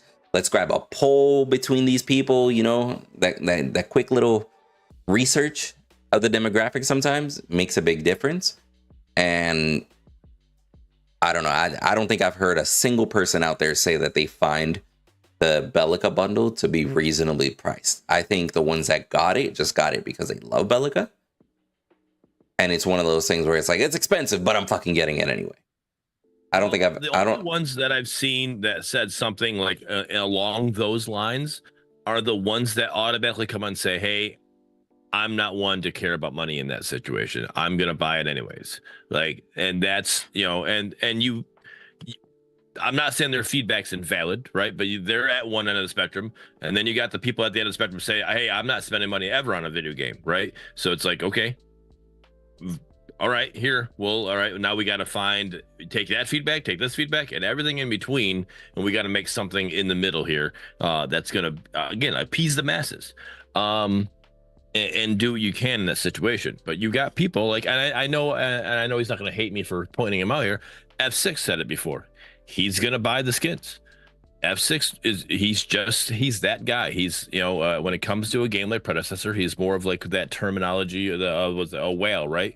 Like if it's a skin out there, he's gonna get it. Oh, he's a whale, all right. He's got plenty of water in his apartment. Man. I will say at least skin prices somewhat make sense now. You kind of have an idea. They did make the adjustment. They did make it is a lot better. That is very big. That's the one thing why I'm like the bundle. It makes sense for me when I break it down and cut up the numbers, but I still wouldn't pay that. That's all. I'm gonna ask you guys this. Ritter put it up in chat. Champion Ritter put it in chat. The champion. Ritter. the Say that right. Well, I mean, he's not the champion. He had 4 teammates. He's champion Ritter. Like, come Hey, on now. bro. Hey, everybody looks at Messi, not the rest of the team, okay? That's all I'm saying. But go ahead. Continue. Variants should Drafted cost everybody. Amber. What are your guys' thoughts on that? I agree. I mean, I've been saying, well, I think I said it last time we were on. I thought variants should always be something you could buy separately. If it's as amber or as platinum, cool. I mean, that honestly would be cool. Like, imagine like a relatively, you know, Something other than yeah. just buying heroes at some point. and a relatively, you know, amount that makes sense. Like, imagine if it were like 50,000, 100,000 amber for a variant or something like that, whatever the hell, right? Whatever the freaking number they choose. But it would be cool. Be like, hey, you can only buy this variant if you own the main skin. Plus, if you own the main skin, you can unlock it via amber, but you might have to grind to get that much amber to unlock it. You know what I'm saying? Yeah, I'm fine. I don't necessarily know how I feel about, because I was gonna say that earlier. I don't know how I feel about having to buy something and then having to earn something on top of that. I think you would still want to be able to just buy it outright, but if you did have the ability to say grab a skin and then grind for its recolor, I think that's actually something pretty cool to be able to do, especially if it's some really dope skins that you can do it for. Yep. Menace, I don't know if you are busy or away. If you have points on that, if not, I understand. I personally, I'm on the fence when Windu adds in owning the main skin. Like, I get the reason why it would make sense for you to make somebody own the main skin. The variant side of it, like being purchased by Amber, I think if you put a high enough price tag on it to make it worth it, like, again, like, especially because right now I know people who are sitting here with over 100,000 Amber that's just been grinding and playing. That's different though. I have over 100,000 amber, but that's also because I own every character in the game right now. Right. Well, I own every character in the game too. That's what I'm saying. So, like, like, there's people that are sitting here waiting that literally could just purchase the whole shop. If you put it Amber, you know, that's what I say. The price has to be high enough. I wouldn't say that though, because I mean, ultimately, how long has Pred been out? Like almost like a year, almost 2 years in December, Year and a half. right? Year and a half. Year and a half since So, like, open.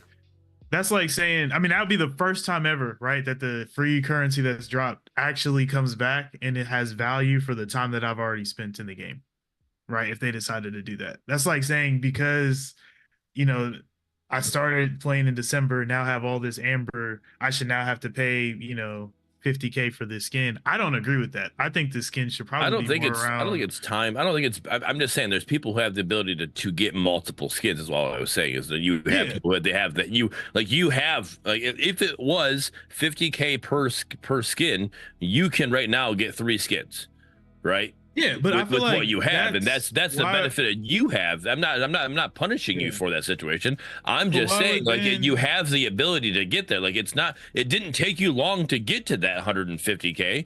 You know, you have the ability to do that. It is grindable. It's not like it's not putting it. It's not. My point is, it's not putting it to a point that it just feels daunting of a challenge to get Amber to grind for that skin that you really want. If you're somebody who just like, hey, I can't afford to pay for a skin right now, but I can play this game, right? Mhm. You know, I got whatever IRL stuff I got to do in real life. I can't afford to put money into a game, but I can play a free game and I can grind it and I can put time into a game. All right, put time into a game. But if you get to a point, it's like, all right, let's say 50K compared to 100K Amber. Yeah, you could still That's get 10 that pretty heroes, though. easily. I think that's where that's where I was gonna 10 go with it. heroes. Like, What do you mean? you can buy 10 heroes for 100,000 amber, almost. I mean, it's a little bit less than that. Yeah. But Okay, yeah, I like, see you what you're can, saying. like, that's all I'm saying is it would be insane for me to have to now sit here. Like, cool, I have all the heroes, right? And even now, you know, some people sit with a lot more amber than me, right? I maybe have like 120K amber. I think it'd be crazy for me now to spend all of my amber on like 2 skins.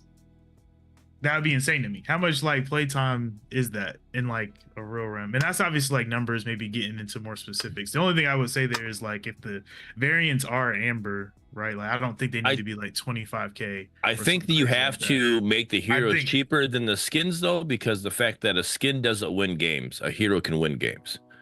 I think that's why you prioritize the hero though. If you would like, that's ultimately Right, but you don't want to put the price so high, because then it's almost essentially it's like a pay to win, because you could still you put amber price so high compared to a platinum price on a hero, then it makes that to grind that new hero, you got to put so much into it. So having it only at 10K, Battlefront made that mistake with Star Wars. So like, I feel like that, like, and I guess from that doesn't necessarily make sense to me. Let me make a skin that doesn't affect how I, play this game or can win this game. Like, let me make this more than the hero that actually affects the game.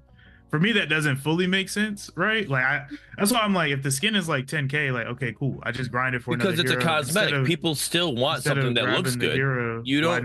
Nobody plays Fortnite wanting to play the default skins, right? You want to have some cool new skin, right? You want to do something, right? But you can't always put money into it. So whatever you're able to do in a situation, using Amber in this situation, right? You might have to put 50K into it, but hey, you can still get one of our cool, Quantum Bellica skins for 50K, and you can play Bellica with that. You don't have to use the default skin in that situation. It's just, but you still have to have heroes be at a lower price point, because again, like that's, if you put it at, again, a hero at if it skins at 50K, then a hero is going to be at 75K. Well, now all of a sudden to grind for 75K, well, I might as well just spend the money. Well, now it's like a pay to win situation. Yeah. Oh, I will say, like, because I think Crashy said it being it dependent on skins. I agree with it being dependent on skins. I was thinking just for like, if I'm getting a recolor of something, it should not be 25K for a recolor of a skin I already have. Like, that doesn't make sense to me. Well, if you already have it, I can see you having a discounted Amber. How about that? Well, yeah. I mean, if I already have the skin, I better not be paying for a whole nother skin that I'm just getting a recolor of. You know what I'm saying? Like, that doesn't, I feel like that defeats the purpose of it being a variant. No. Yeah. No, see, I was talking about, I was on the fence with what Windu was saying about having to own the skin. I'm talking about not even owning the skin, just like, hey, I want the Quantum Nova skin, right? That's the skin of Bellica that I want. I think that skin looks great. I don't even play Bellica that much, but I want that skin. But I don't want everything else to go with it. I don't want the main skin. The main skin, to me, I don't like it. I don't like that blue-orange look to it. I just don't like it. So I don't want the main skin. I want the Quantum Nova skin. So give me that variant. And at what Amber price do I have to pay to get that variant? Yeah, I totally agree with being able to buy the Amber with the variant. Only thing I didn't agree with is it being absorbent, right? Because then it's okay, cool. I don't want to say I haven't been rewarded for playing the game, but it almost makes you very, very pigeonholed to what you can buy with your Ember as a new player, right? Like there's I don't know how many you start off with now because I didn't start the game, but it's not a lot. And when we start getting into the crazy amounts of heroes, which, all these other MOBAs have, it is now, what do I decide to do with my Ember? And if I decide to buy a skin, now I got to go another how long before I can buy another hero? And I feel like I could just feel bad. That's a choice. That's the one thing that I get you got to do. But I say that's a choice. There's plenty of people out there that are like, hey man, I only play Bellica. I'm using all of my fucking Amber for a Bellica skin. And when a new Bellica skin comes out, I'm using all of my Amber for that. Fuck it if I'm missing 10 heroes. I don't give a fuck. People still make that choice with Platinum. Yeah. You could like, all right, I can lock this hero with Platinum. It's like, all right, do I want to lock the hero with Platinum? Or do I want to get the skin? Like at what point, so people are still making that it's a choice. Like, so it's all right. It's either talking about with Platinum or you're talking about Amber. Like, it's just a choice you have to make. And that's, and I don't want to sound like the old dad here, but that's life. You just got to make choices, man. Like, red pill, blue pill. Which one do you want? True. All right, Neo, chill out. Or Morpheus, I guess, right? But so what's something interesting that because I just went into the game and I was watching this, and I'll show it here also. So in the game, you can buy individual skins if you just go to the skin tab, and like for example, instead of buying the bundle for the Rogue Mega Bundle, right, which includes the icons, banners, blah blah blah, right? I can go in here into the skins and be like, hey, I just want the rogue skin Sparrow. Cool, I can buy that for 1600 platinum. But then directly next to it is the variant, and it just says locked. It won't let me buy the variant separately when there's clearly an option to do so right here in the menu. It's just disabled. Like, why? I feel like I understand that they're trying to drive people for the mega bundle sale, but this should still be an option. Even if the bundle saves you money and it's cheaper to buy it in the bundle, for example, right? As it should be. This should still be an option right here for me to click on. I don't fully understand why that's the case, quite frankly. Yeah. Yep. No, I agree with you. I don't understand it either. Man, I just think it's either a misfeature or it's done by design to push you to the bundle tab. Yeah. I think it's done by design because the feature's already there to click and buy on that page with the skins, Right. you know? So I definitely think it's by design. But, you know, individual choice. Somebody that got paid a lot more than me doing the Predcast made that choice. You know what I You mean? getting paid for this? Hey, Brad, you're getting ad revenue. I'm getting ad revenue. What do you mean? But yeah, it's a little. Yeah. It's just I hate having a negative to speak about on the patch when I genuinely overall enjoyed the patch, and I think the patch is good for the community. No. I think the patch is amazing, in the right direction. I was just gonna. I didn't want Shout to out to you undersell about it. your patch is good, but I was just gonna say I think the patch is amazing. You know, not saying that you don't think it's that well, Windu, but I think the patch is amazing. There is this negative, again, and I think there's this negative because again, we're not going to. You can't appease everybody. I just feel like this is something that needs to get looked at and get worked on. It's been talked about before. They've had bundles before. We've brought this up before. It's something that needs to get looked at and taken care of. I'm not saying it's priority number one, but it is getting a lot of flack. I'm seeing a lot of flack build up on Reddit. I've seen it on Facebook. I've seen it, on Discord.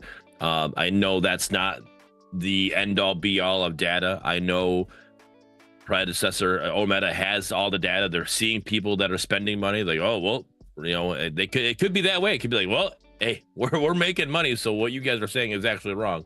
But this is what we know of our communities. This is what we know of how we feel about how it feels.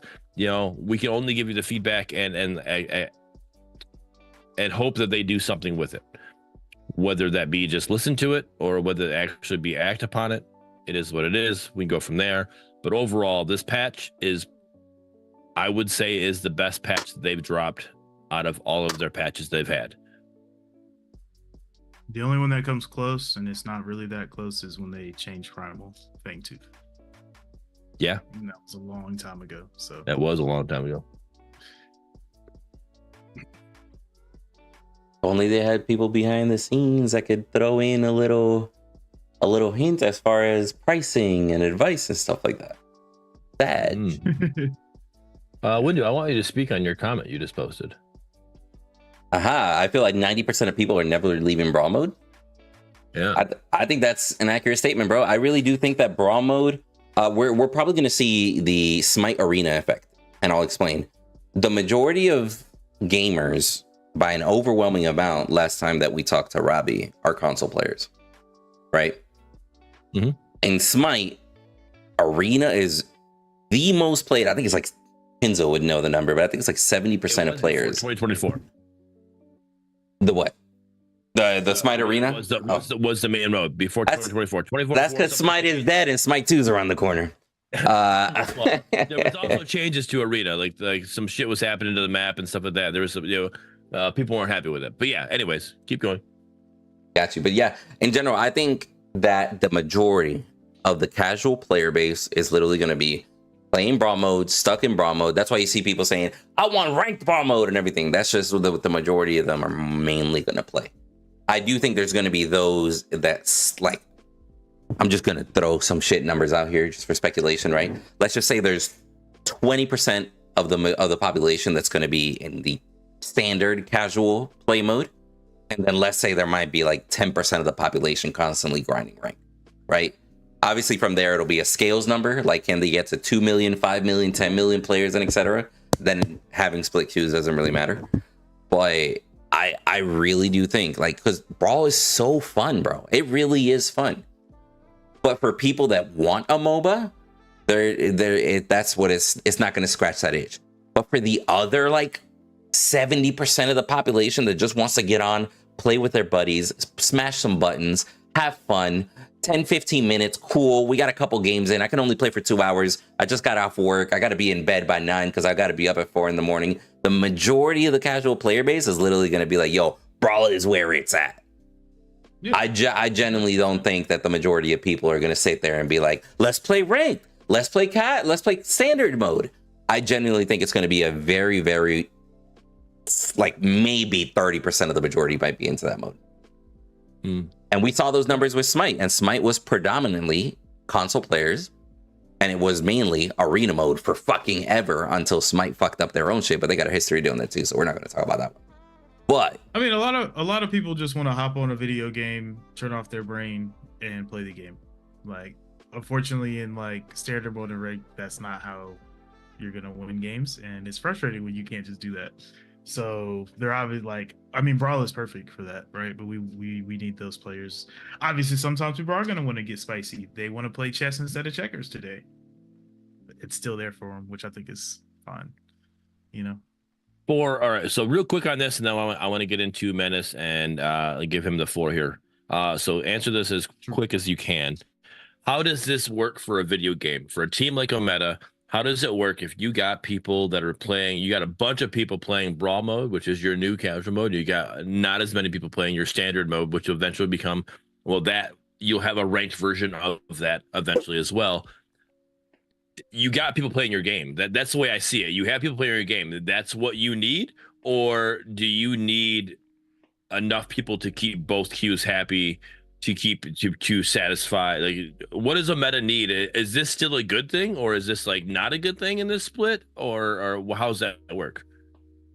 I say I know my answer. I'll let Wally and Menace speak first. I think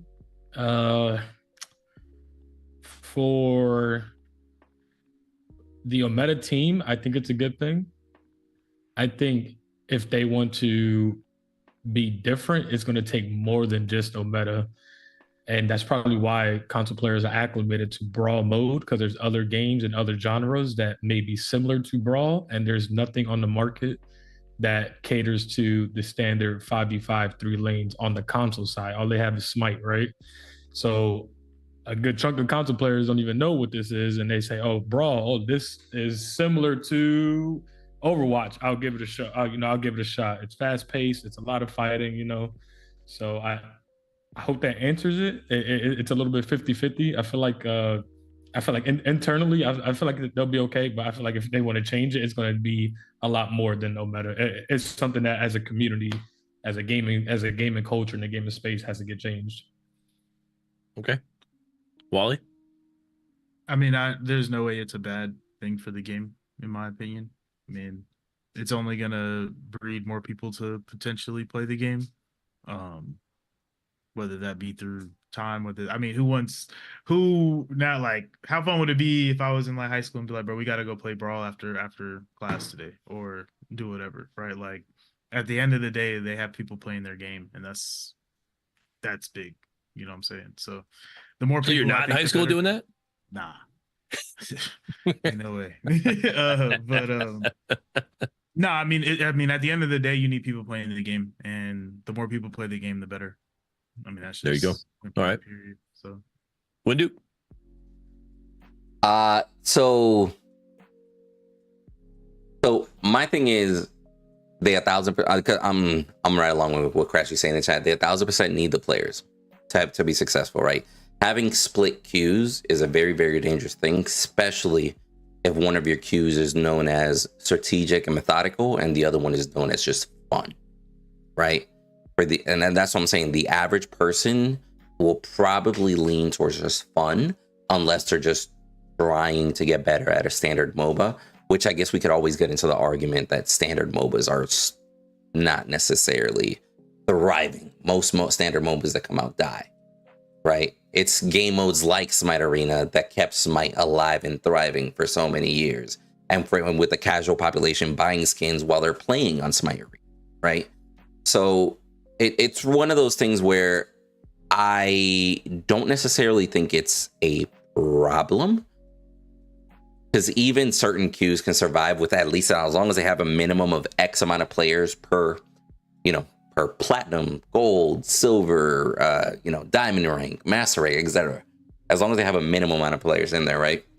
And it's going to be one of those things where at the end of the day, if they want to shift the player base, they could just pull Call of Duty and be like, hey, double XP weekend if you guys play standard mode, or double XP, double Amber weekend if you guys play Brawl this weekend, or yo, if you play ranked, blah, blah, blah. You get what I'm saying? There's ways to shift the community into different queues.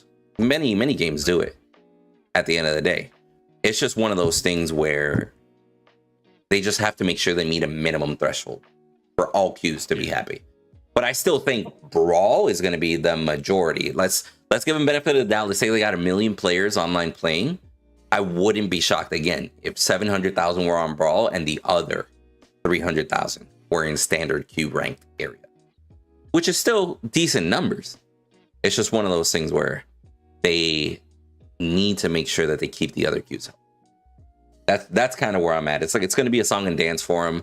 Whether they do the song and dance properly, that's something that we'll see as time goes on. Yeah. But I don't think any negative can come from it unless they themselves make a misstep. All right. And real quick, I did forget before we get Menaces going here. We had Kari Fora, the community manager, on her Twitter posted that Ometa is actually hiring, and she posted like 5 different positions, and then Predecessor retweeted those tweets.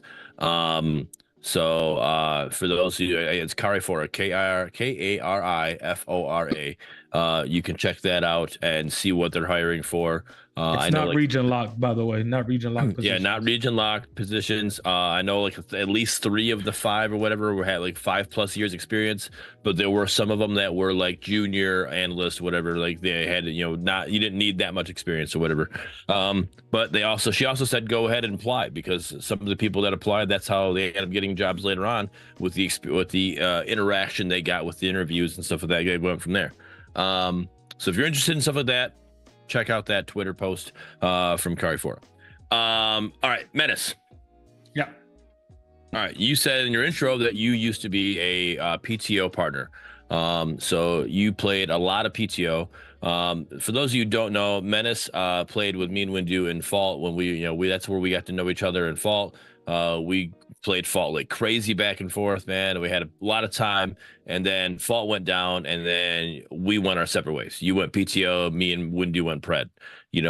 Just as different play styles, different games, different how we enjoyed it. You went there.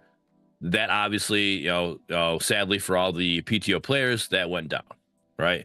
So now they either had to find a new game or they had to come over to Pred.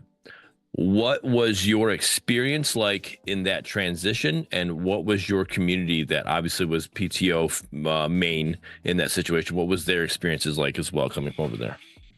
So I'll start out by answering my transition, right? Because I've tried at least the few times that I was on PREDCAST when PTO was still up,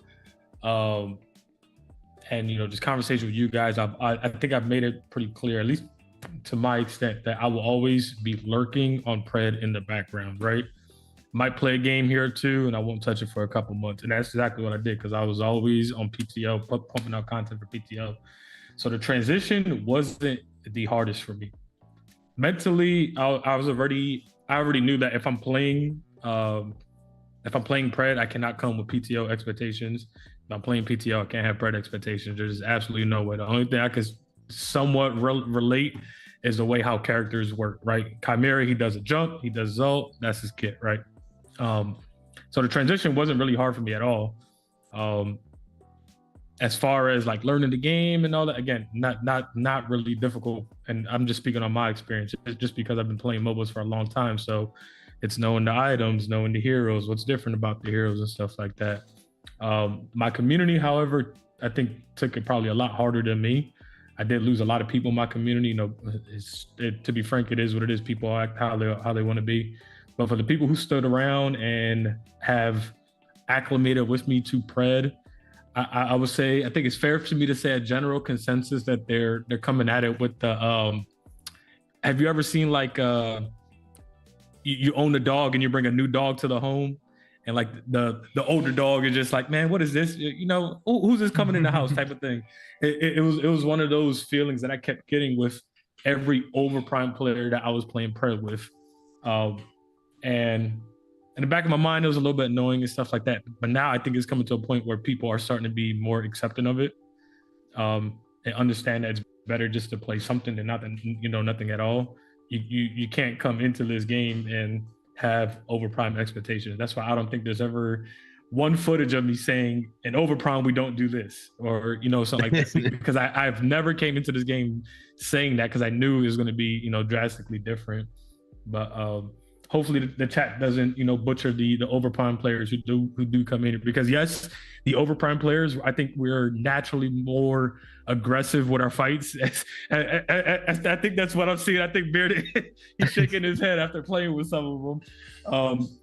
But I think that's just the nature of the game that they were used to, and they're like that they might be having a tough time, or just going through the motions of transition over to seeing what Pred is. But it's definitely been a journey, that needless to say, but it is what it is. So you said there wasn't really a transition problem for you. Now, I thought the transition problem would be for a PTO player coming to Pred is the speed of the game. I feel like the speed in PTO was a lot faster. Coming to Pred, I feel like you're just gonna feel like I feel like I'm moving slow. I felt like that transition would have been a little more challenging. Obviously, you said Chimera has a jump, he's got this, he's got that. Like, obviously, heroes like that. That's not a transition problem, but I felt like that speed of the game would have been like a little bit more of a thing a little harder to deal with. So I don't know if you remember one of my earliest gripes, and when I was playing Pred, every now and then, one of my earliest gripes was I felt like the TTK was what would I say? I think the TTK was too fast, or something like that. Yep. So that was always something I used to offset with, like how slow I'm moving. I'm moving slow, but these fights are happening like that. The moment it starts, it's about to finish. Yep. So that's what, and that doesn't mean it's necessarily true at the time, but that's just what I felt to use to like offset the feeling of slow movement and stuff like that. You just got to find other ways to supplement. You know what I mean? I'm not saying replace the feelings or anything like that, but that to me is what helped me. And I hope if there's any other Paragon Overprime players out there who haven't even tried Pred yet, that may be watching or will be watching the video, that you guys can at least cater to that. But I mean, now with this patch, it feels even faster now. So yeah, it feels faster now, but I also feel like for this patch is a great patch for anybody who was a PTO player on the fence playing Pred. I feel like Brawl mode is the mode to come in and play. Like you said, you have to learn for you to be good at a MOBA. You got to learn. You got to know the heroes and know what they do. You got to know what the items are, and know what they do. You can learn the heroes and the items in Brawl mode really quickly, right? And I feel like that's the best way to do it. And Brawl mode is kind of, I'm not trying to be that hater kind of guy, but like Brawl mode is more of that PTO play style. It's more of that TDM. You can just kind of, in a sense, gel right into it and then go into and play your normal MOBA. Once you learn those items and learn those heroes, I feel like it's a great transition point now. I feel like if they would have had Brawl mode when PTO went down, it would have been a lot smoother of a transition for all those PTO players. They could have came right in. Yeah, it just ties back to what Wendy was saying earlier. Like, he's not used to getting ganked at 2 minutes. I'm like, bro, I did this shit for the years of change PTOs out, man. We was fighting 2 minutes in, full 5-man fights. So it's definitely like I said, it's an experience.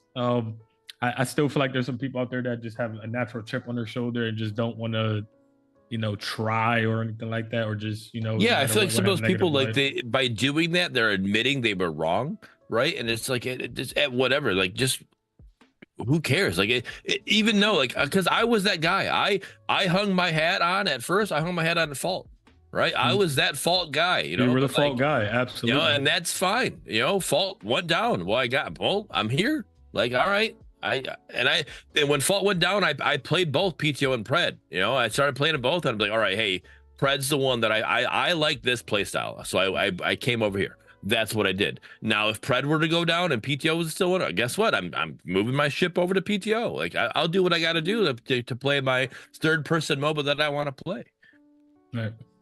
You know. So, but I'm here now, boys. It's right. Like the good old days. And he still don't play with us. Damn.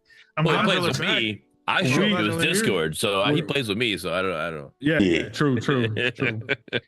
But, yeah, I just been playing the game every now and then. I've told Bearded, because Bearded has asked me to come back to streaming a couple times, and it's the things in my personal life are going in the right direction. My son graduates this Friday, and I think from that point on, I can do whatever I want to do as far as content creation goes. So how old's your kid? He's 5, so he's graduating the pre-K going into. Okay. I was like, wait, I don't about to say savant, dude. Right. Like I met your son. Yo, he's smarter than all of us, son. Let's go. So he's the one that's playing when we win. Got it. Yeah. I just been gearing up for that, man. But I definitely, like I said, always keep you guys in the background. I'm always looking the ways to support and stuff like that. So. There you go. It's definitely been welcoming to play with you guys and watch Windu get stomped on in the PCC and stuff like that. Like, damn, Windu, you should have followed my build, man. Damn. Oh, I love it. Wally, don't laugh like that, Wally. Don't laugh. I was there. I was there. What you mean? He was on his team. I was there. He was telling Windu after game. Come on, dude. You should have followed Bennet's build. Yeah, man. I'm just saying, Windu, I still got that clip of Fault where me and you 2v5'd the entire team, bro. Still got that clip. When we did what? When 2v5'd? We 2v5, you were crunching. I was crunch. You were Murdoch. It was Fault, and we were the enemy jungle. We 2v5'd. Yeah, I still got that, man. I remember that, bro. We can make those moments happen again, bro. I remember. Just pull up, show up. Yep. So. All right, we are over our 2-hour mark that we normally try to hit. So let's finish up. Anything we got? Anything you guys want to say we missed or want to talk about? Good. Okay. I think we've covered quite a bit. Like the patch itself is just so extensive, like so much in the patch. Really kind of hard to go over everything. I feel like we're just going to end up answering a lot of comments, Yeah. And well, with that, because it's so much, I feel like we still have a lot we can talk about and kind of continue on, especially because one of the main things we didn't actually touch that was changed. I want to, again, I can't promise you guys because it all depends on what's going on with the rest of the cast. I want to do a show again next week because one thing we didn't talk about, and I really want to talk about it, is the matchmaking changes. There was a matchmaking change that it pushed everybody kind of into the center. I'm not going to go too much. A soft MMR reset is what they said. It's pretty much like a soft MMR reset. So I want to talk about that. I want to get people's experience with that. I want to talk about. I want people to talk about that and how they're feeling with those situations. So with that, Wally, what are you doing next week? What am I doing next week? Next week, if possible. What's next week? Nothing. I'm not doing anything next week. All right. Well, this man checked his calendar like next week is different, bro. Yeah. I want to have you come back on because I know you're up at the higher tier area, and I think you've been affected differently than some of us in those modes. So so I want to have your opinion on that. So I want you to come back as a guest if you don't mind next week as well. And we'll get into that. So, Menace, do you have anything you wanted to talk about last minute, points that you wanted to put across? Hold on, you're gonna have an outro. I just want to do anything with the patch that you wanted to talk about that we didn't talk about. We could talk about real quickly, okay? Because this is what I've seen on Reddit and like Facebook a lot. Yep, the announcer voice, yay or nay. I'm okay with it. I like it. I'm indifferent. I'm not like it's not something like oh my gosh, this is awful. I'm not that guy. I will hit because I'm indifferent. I will give a shout out to our boy Sean C. You'll see him comment in our YouTube videos. Sean C. actually loves this announcer. He feels it's the closest announcer we've had since the Paragon original, right? And Sean C. is the guy that wants Paragon to be. He wants Predecessor to be as Paragon can be. He wants the old legacy Matt back, and he wants the old announcer back. He feels this announcer gives us that feeling of the old announcer. He loves it. Bro, It sounds like a younger announcer to me. Like, yeah, I feel like it was like I don't know if y'all watched Toonami, but when the first Tom got bro, the new Tom, son, when they were changing Tsunamis, I was always like, what they do with my boy? Who is this? because you didn't play the game. You saved that man Tom. That's your fault. I didn't either. I didn't care. Ay. Wait, speaking of Sean real quick, that man was so upset that he missed the Windu bearded Mangoose stream. He started leaving comments on YouTube thinking it was live. He's like, oh wait a minute, I missed it. No. Yeah, he was. Ay. But yeah, there's definitely, we could literally have a whole different conversation about the MMR. So we'll just save that to the next episode if possible. Let's go ahead and do. Oh, go ahead, Wally. Last minute things about the patch. No, I'm good. All right, Windu, go ahead. All right, yeah, I was just gonna say, let's go ahead and do our outros in the same order that we introduced ourselves.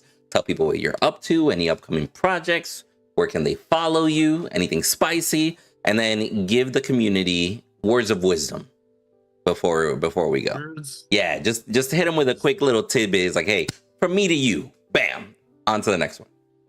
Yeah, all right, I got you. Okay, well, what's good, guys? It's your boy Wally J, Wally J TV on Twitch. You can also find me on YouTube. I have been posting there. Most recently I did post up the BFC VODs if y'all want to go check those out. We had some banger games against Grady and Easy Ed Squad, so I thought it was kind of criminal they didn't cast all those, but we won't talk about that. We know they're being better. So we love the guys over at BFC. But yeah, I've been looking to stream every day at 7:19, sometimes a little later, sometimes a little earlier, but definitely come hang out, come join the crew. Yeah, I will be playing Pred, boys. So all right, so I have to ask. Oh, one more thing. You said 7:19. Yeah, Why that time? it's my birthday time. Okay, all right, okay. I was just like, that's quite the odd number. Literally 7, 1, and 9, all odds, and 7:19, odd number. Got it. Interesting. I didn't even All right, know one that. more thing. I was gonna say welcome. Damn, you calling him odd, bro? Paragon, the Overprime players. It's good to have y'all, even though y'all may be a little spicy that y'all game is not here right now. But we appreciate y'all being here. There you go. Awesome. Yeah, and I'm the next one. So again, chat and everybody watching, I am Menace Rex, a former Paragon the Overprime player. Menace Rex on all my socials. I would love to get to know more of the Predecessor community, so definitely leave something in the chat. If you're just a gamer, if you're a content creator, or anything in between, some words of wisdom. I give a word of wisdom. I'm gonna drop a golden nugget for you. You ready? Stop looking for reasons to leave. Look for reasons to stay. Ooh. God damn.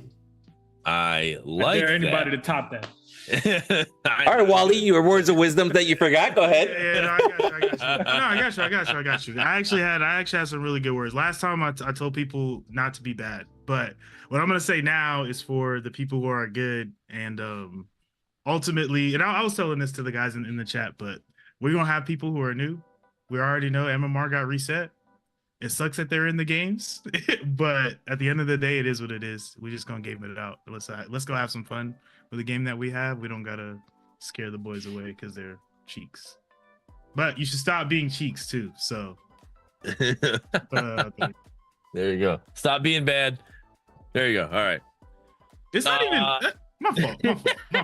It's not even that you're bad. It's that you're toxic and bad. You can't be both. But yeah. Yep. I'm true.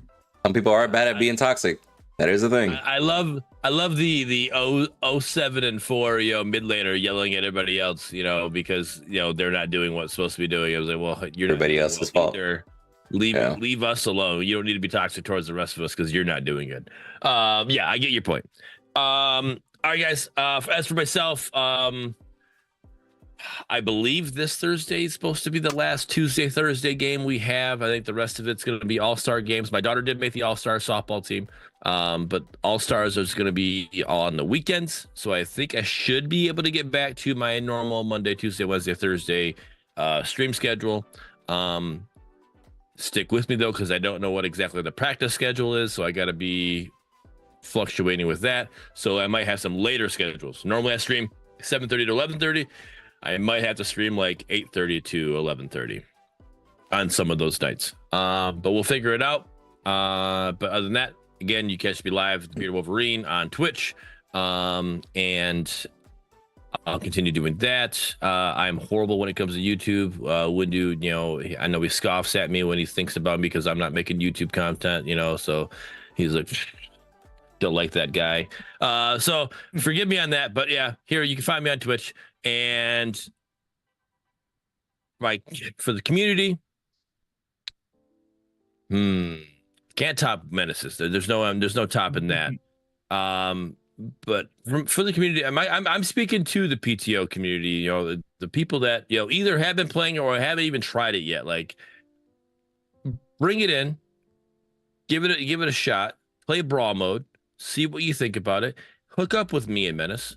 We you know, we'll give you that, like, what's that word? A welcoming, you know, a warm welcome. You know, we're not gonna be toxic towards you. We'll give you that warm welcome, and we'll you know, help you learn the game to a better aspect. And I know it's not gonna be PTO for you. Like, that's not gonna happen. We, you know, and like Ben has said, don't expect it to be PTO. Come in with pred expectations instead of PTO expectations, and we'll help you get a little bit better at it. If you know, find out, you got me on Twitter is T_B_Wolverine, and Menace Rex anywhere else on his socials, hit us up and we'll team up with you. Come have some fun. Windu? So honestly, guys, I've just been gaming. Like, I quite frankly just have to remember to go live more often, but some of you have been stopping by now that we've been going live more frequently, so shout out to you. Just congrats on that. Yeah, so catch me on the Twitch and the YouTube lives, definitely trying to do those more frequently, doing a lot more viewer games, a lot more, you know, like trying to lean back into the educational content, so to speak. But as far as like words of wisdom for the community, I'll be real with you, it's kind of something that we hit on earlier.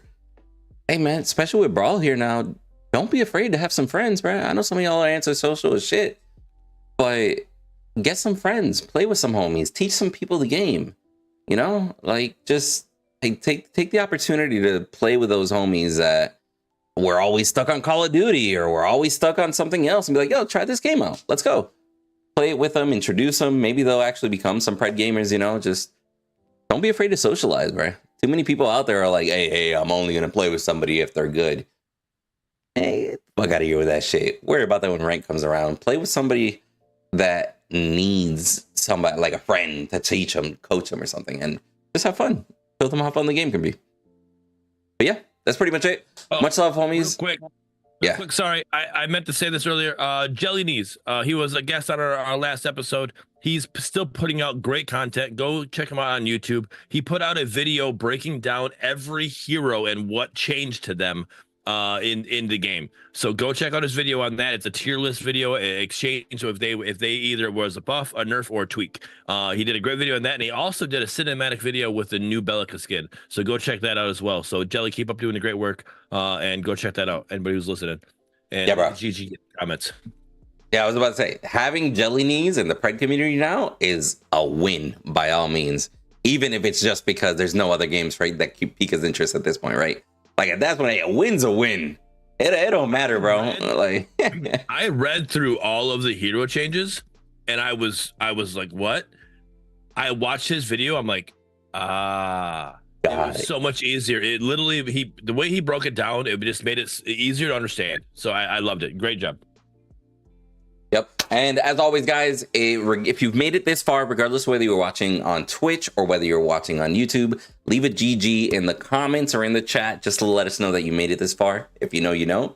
And we will catch y'all on the next one. Appreciate y'all hanging out, and peace. Peace.